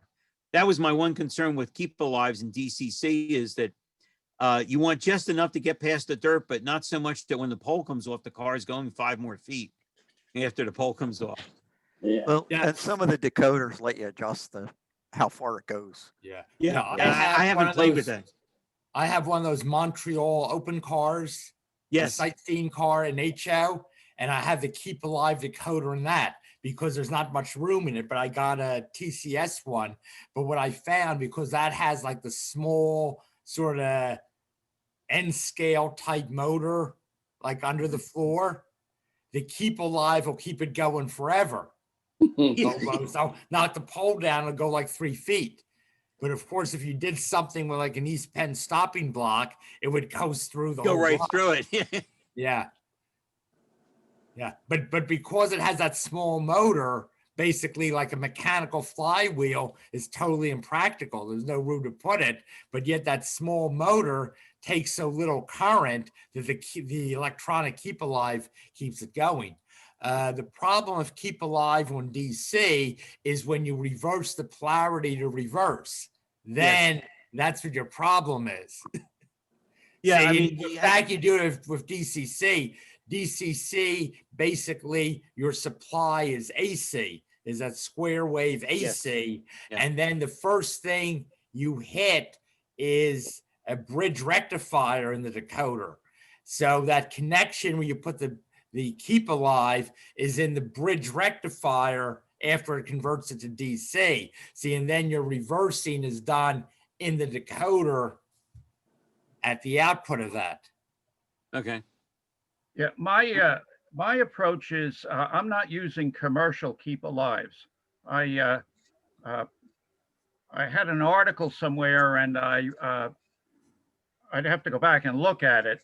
And I buy my capacitors from Mauser, and Mauser sells these pretty capable capacitors. And what you do is you just gang them up. So if, like, for the Pittman car with that DC 95 motor, you know, I'll put in 5 capacitors in the circuit, and that'll power it. My only problem is the new Digitrax decoders are now coming out with a little port on them where you can plug a keep alive into it. But some of my decoders are older ones that don't have that. And I have a hell of a time finding where the positive and the negative is to scratch through the circuit board to be able to solder some wires so that I can get the keep alive into the circuit in the decoder. So that's my problem. And the guy at Yankee Dabbler told me to write Digitrax and ask for schematics of their decoders so I can find those spots. Because the Good stuff luck. on YouTube, Yeah. go find the bridge rectifier, and I go nuts trying to find on a circuit board where the heck is the bridge rectifier so I can find out where the plus and minus is. No, answer is going to be buy a new decoder. Yeah. No, I didn't want to tell him that. Hey, Bob, these are not sound decoders, and the one in my Pittman car, the Pittman freight motor, that decoder is about $60. It's a 5 amp decoder, but it's expensive. Mm-hmm. One I got in my CLRV is way more than that. I think the positive, the blue wire is the positive. The one that's hard to find is to find the negative. Exactly, the ground. Yeah. Because I think that's how they switch all their functions. They provide ground. You have a positive, and they're providing ground to everything. Everything switched through the ground. Yeah. Yep. Mike, your anti-T-bone intersection, you know, with the relays. Yes. Yes. Would DCC work with that? So you.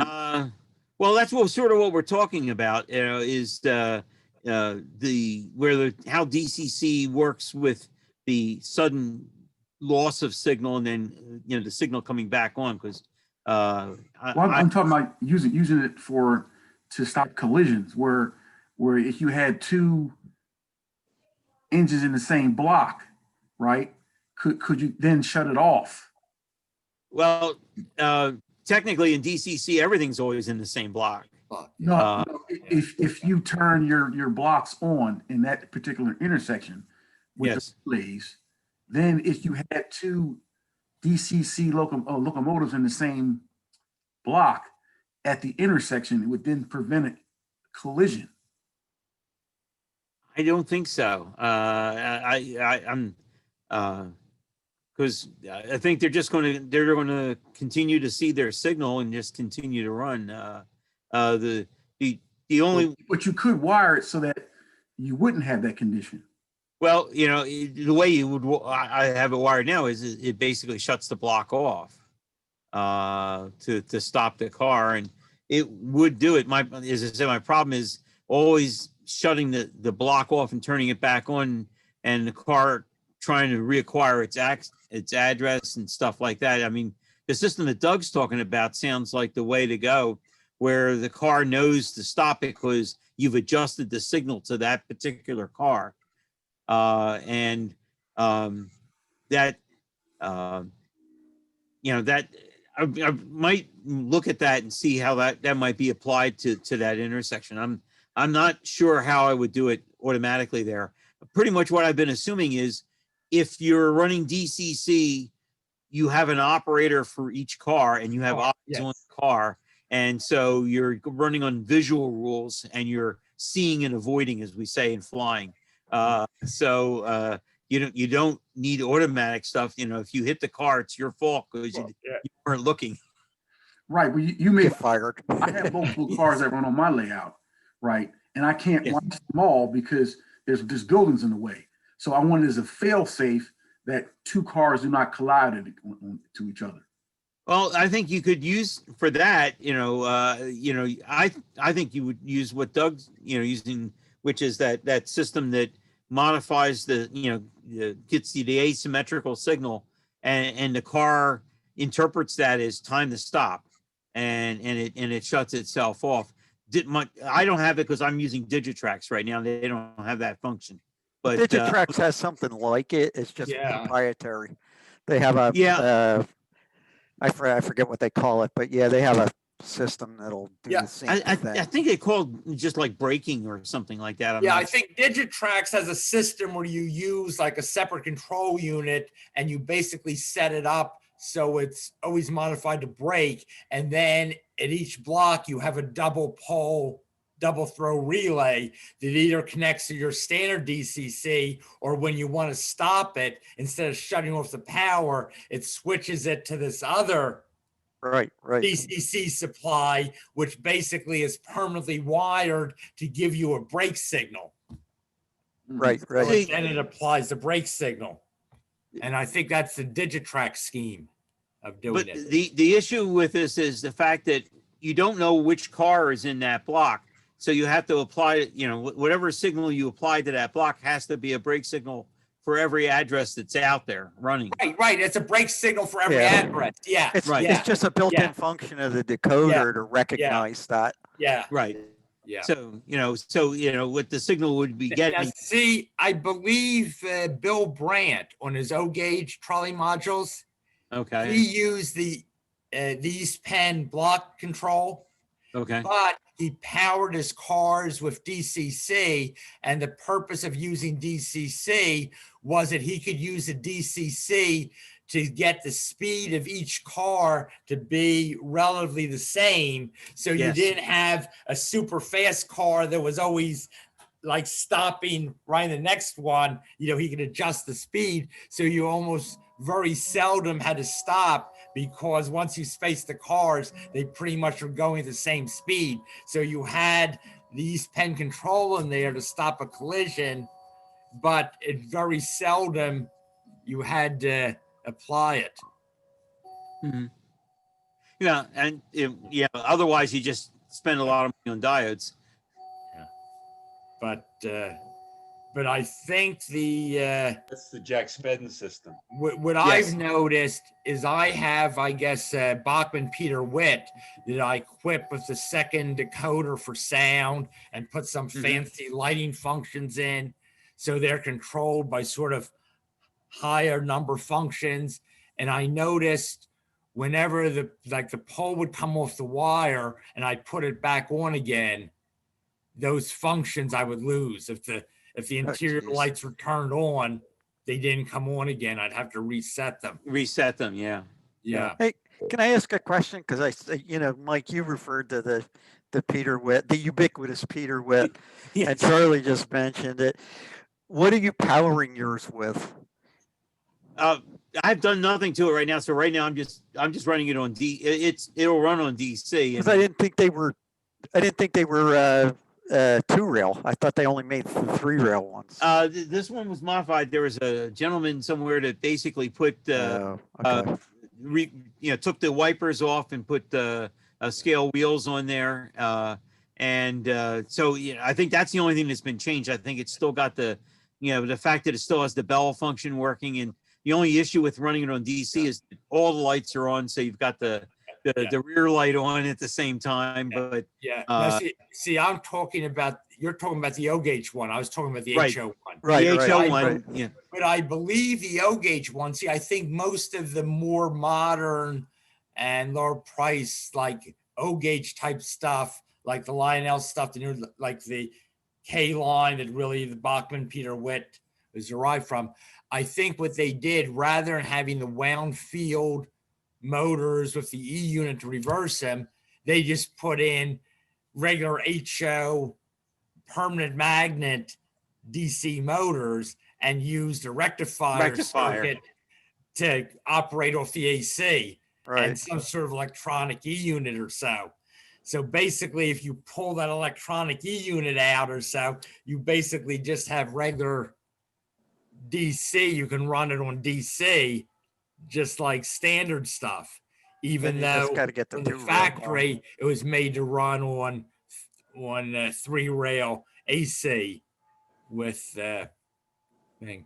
See, and I think I know some. I think Bob Schilt, I think he's done good buying used O-scale like MPH equipment with their fancy control boards, where the control board has been fried and it's not worth it to get it repaired or so. So he's bought them on the cheap. And what he does, he has his high rail out, he just runs on DC. So he just throws all that off, runs it on DC, and he runs it like HO with DC reversing. I have two of those Bachman Baltimore Peter Witts, and the guy who did the conversion was John Pilling up in the Yes. Boston area. And what he did was when I got the car back, he's got nice wheels on them. They're great. They run well. And the only problem I've had is I put a decoder in it. And by the way, Charlie, the motors on those, because I've had it taken apart down to where the motor is. It's a standard CAN motor. It's Yes, a double shafted CAN motor, drives both trucks, runs very smoothly in that. But all of a sudden I had, I fried two decoders, because you can run it with a HO decoder. And I thought it might be the bell function. And so I disconnected the bell, and it's fried something else. And now I have a short circuit. I have not had a chance to pull it apart. You look at the circuit board on top, and it's got all kinds of chips and stuff on it. Even though he, as he says, he disconnected the what is their version of the E unit for reversing in tin plate or 3-rail. So I'm at the point of, I don't know if I can find where that short circuit is on this circuit board with all of this technology on it. And I may just rip that out and rewire it, put a decoder in it, not worry about the bell ringing, or else I'll go to an expensive sound. I Sound think decoder in it, the yeah. other problem, and I think that applied to the HO, because I think Bachman is sort of a worldwide supplier. I think there's some of these European regulators that have very strict requirements for radio frequency interference with like televisions and radio or so. So I think they require, to get their approval, they put in all sorts of radio frequency suppression with capacitors and inductors. And I think having that circuitry in there causes problems with the decoders. So I think you do have to sort of rip that stuff out.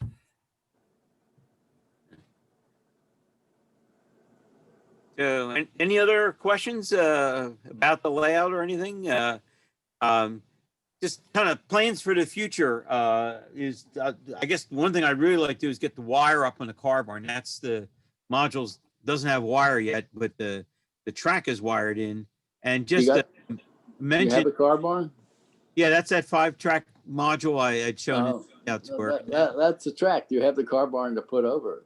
Well, it's going to be, I have several IHC engine houses I'm going to kit bash to be the walls, and the got the ones that have these parts here. Yeah. And what I'm doing in the car barn is I'm flipping from gapped wire to gapped rail. Figured that you got that building on top of it, and sure enough, a car is going to stop on an insulator. So just for that module, I'm going to have common wire, no gap in the wire, and just gap the rail. And that's already in there. The switches are in. So actually I could run a car on there with a tether if I wanted to, but there's just no wire up right now. So when I get that going, that'll be nice. Cause right now when I want to put another car, I got to pick it up, put it on the layout, take it off. You know, I got 6 cars on there or something. I got no place to store anything. And once that car barn becomes operational, it's going to be even more fun having a place to store a lot of cars. But that and obviously finish putting the detection on that end module and take that S curve out. And then start doing some scenery. I really want to pave some of that street trackage up, but you really don't want to do that until you're sure it's absolutely the way you want it, because otherwise, you don't want to keep tearing up plaster and repaving streets over and over and over again. Yeah, Really? prototypical. Yeah, Hey, yes. Michael, can I say something? Can I butt in here? I'm out on the West Coast. I just want to thank Rich Allman for inviting me, and for Bob Dietrich helped me with some photos of Pittsburgh cars. This is quite a setup you have here. I wish we had something like it out here. But it's 7 o'clock out here and I haven't had any dinner yet. So I gotta, but thanks for everything. And I love your layout. It's Thanks for joining, Bruce. incredible. Yeah. Thanks, Bruce. everybody. How's the Pittsburgh car coming? It's all painted. I'm just gonna start detailing. I'll get you some pictures. I Yeah. darkened some reefer orange. And it looks okay. The Bob Dietrich sent me some pictures of the cars in fresh paint, and they sort of look like that. But soon. But I bet they look better than he does, don't they? No, no, no, no, no. I'd love to see some interior shots of one of those cars in Arden. But anyway, thanks everybody. This was really fun. We'll do this again.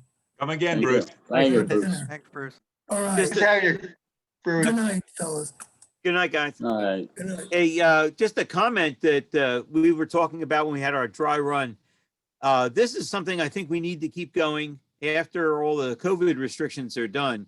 For just what we have, the folks that are able to join in by this, when we start having live in-person meetings, have somebody be our roving cameraman or something and be able to share those meetings with the folks on the West Coast. And I think obviously the way this has been received, I think it's a great way of expanding our reach for our monthly meetings.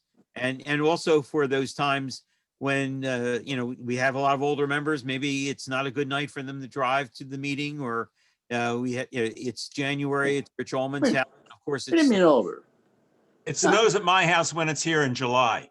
Yes. So, but, so they can all come to Rich Allman's house, whether it's snowing or not. So, but it was great having people here from Boston, from New York, from San Francisco. And North Carolina. Yes. Carolina. Yeah. Yeah. I'm thrilled that And Virginia. RB Simon and Albert.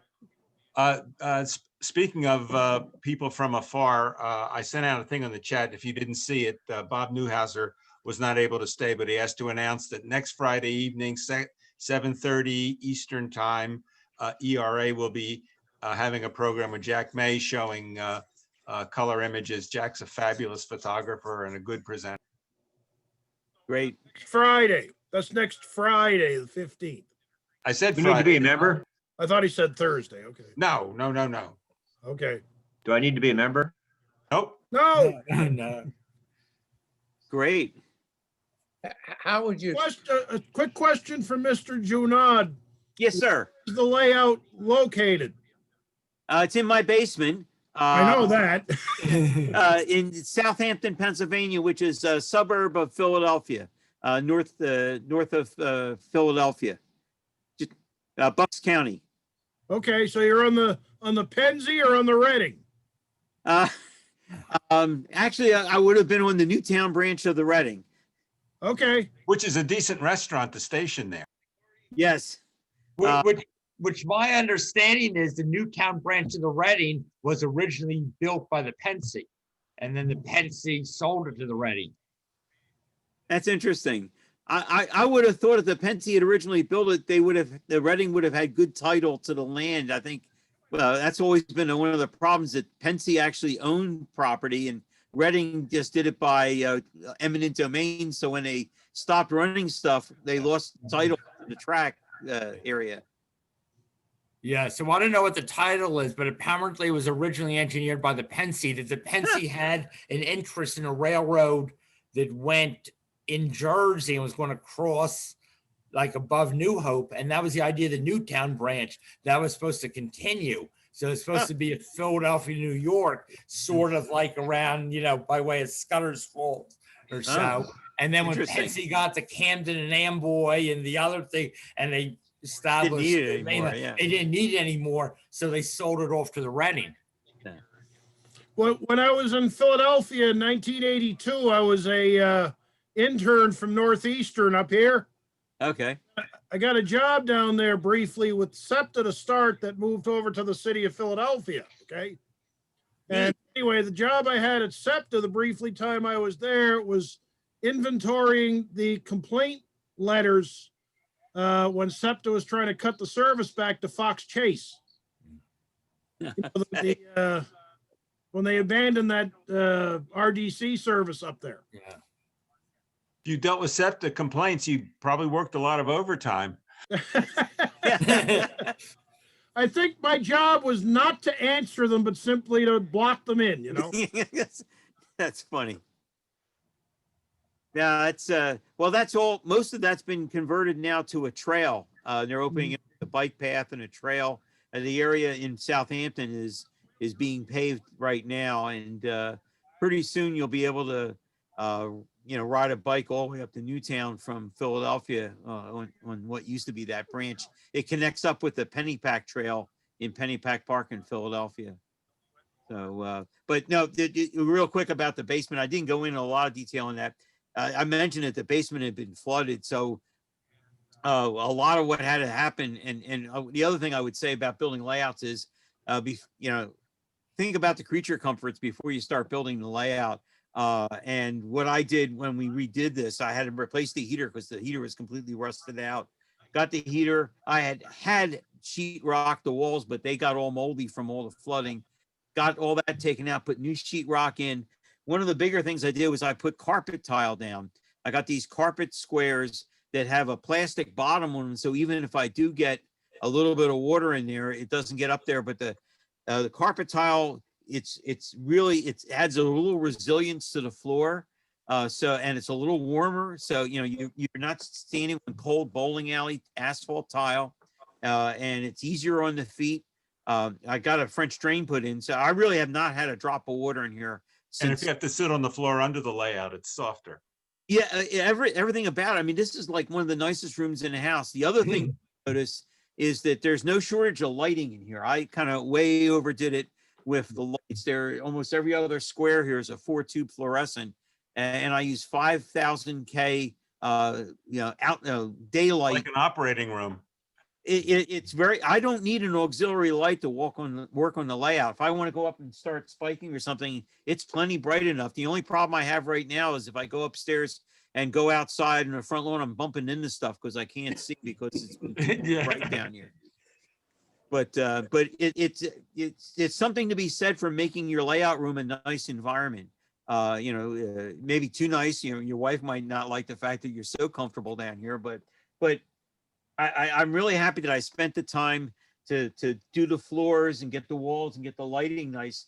It just makes the whole experience of being down here that much better. I mean, you can see today with the cameras, it's pretty bright. It's pretty easy to see everything down here. So biggest problem I've had in my layout room in recent years, a couple years ago, I had mice for a while. I have spiders. They come from the only place that there is no floor is under the steps, and for a little while we had the little tiny ants, but the spiders took care of them. So, but other what's going to be nice eventually, if I live long enough and I get to it, is going to be the around the wall interurban. I have an HO scale layout that's around the wall, and then it's going to be another level above that. Goes through the steps, and it's going to be a 36-inch minimum radius. Should be nice for running interurban trains and trolley freight.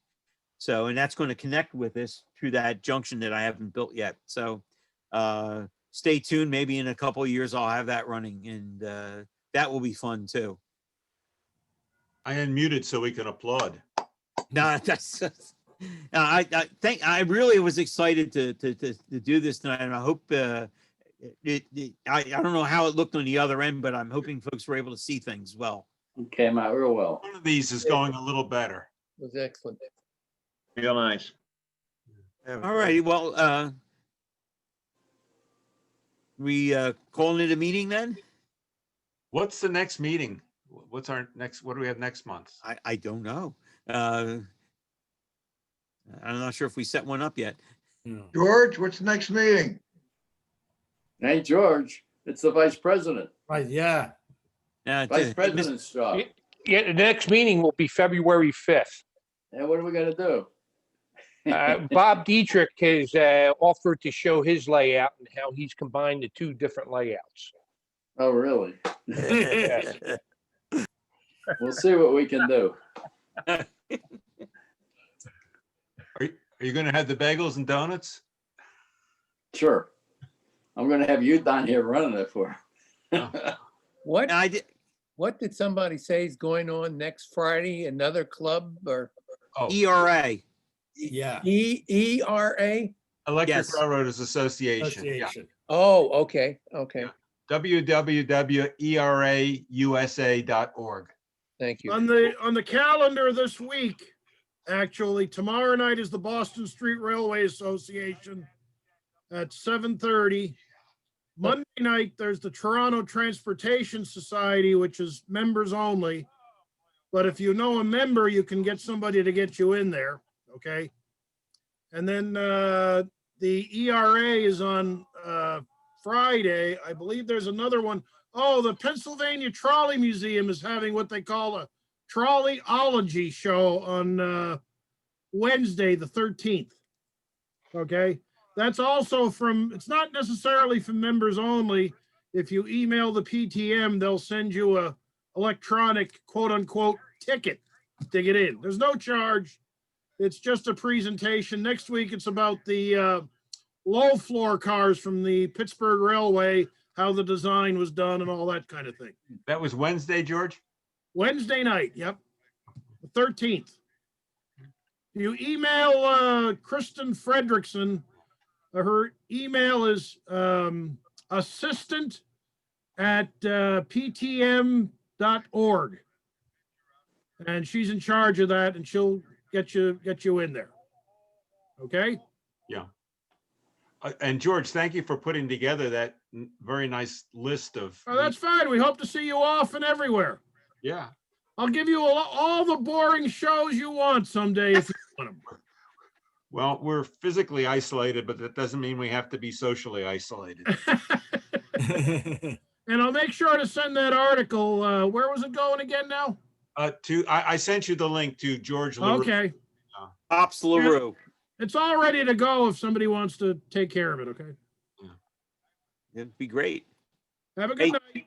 Look forward to getting it. Charlie, Yes, passed I the saw baton that. back to you. Yes, Okay. yes. Hey, Rich, could you give us that ERA address again, please? Let me put it in the chat. That way you'll have it. Okay. ERA.org. What? I think it's ERA USA. USA.org. Yes. Oh, okay. I got it. I just posted it in the chat again. I see it. Hey, by the time all this COVID stuff's over, we're actually going to be good at this, you know? We are. No, we'll forget. Well, most orgs have decided to keep the Zoom meetings going once it goes back live. The question is how to show slides on the Zoom. That's what we're still not sure at. We're still working on that. Well, ERA's done that very well. Okay. Well, it's technically achievable. We Yeah, just have to figure out how to do it. It's just screen share. Yeah, but I think what it is, you have to put the slides into a PowerPoint presentation and then Yes. you present the PowerPoint. Well, it's for Screen share. 35 millimeter slides, the old fashioned carousel Yeah. slides. That's what we're trying to figure out. Oh, Get somebody to scan With them a for double you. feed. There's only one person that's successfully done it so far with a double feed. And what it was a killer for broadband because you have to have internet capability to have the two generators right next to each other, okay? There's only one guy so far that's done it. He didn't tell us how he did it. He's an MIT guy. Okay, he's been he was from the 1950s. He was one of the inventors in the early days of computers.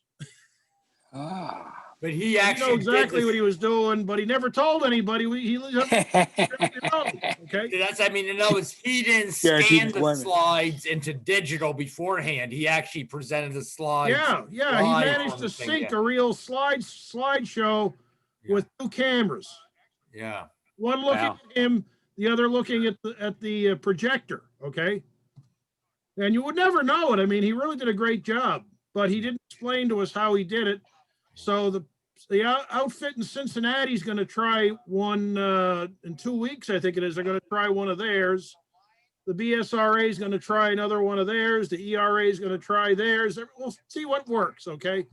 Well, see, I think years ago, there was equipment, I think like vacuum tube equipment that you could work a slide projector so you could put like a program on audio tape with the Could do that, yeah. narration and music, and it would synchronize a slide. So it would Yep. send a signal. There was a signal, like a high frequency audio signal just beyond the range of hearing that would be on the tape. And then that equipment would pick that up and give a signal to advance your carousel projector on slide.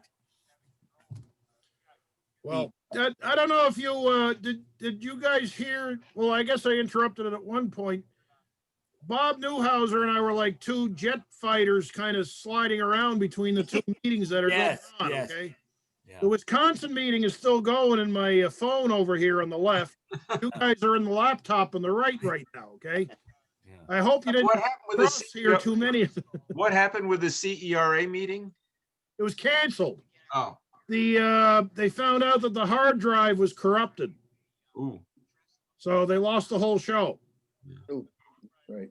So hopefully they'll reschedule. You know, hopefully they'll do it on a night when nobody else is there or Yeah. nobody else is conflicting. Okay. This is normally the point where I say, well, I have an hour's drive home.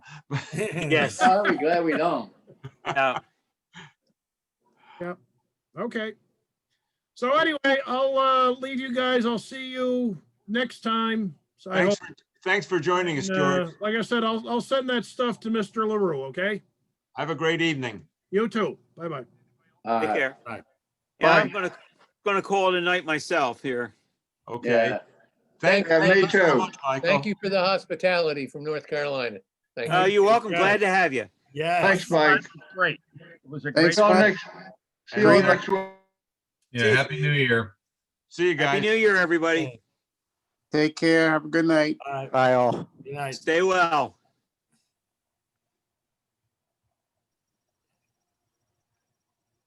All right, I'm out of here too. How do I do that?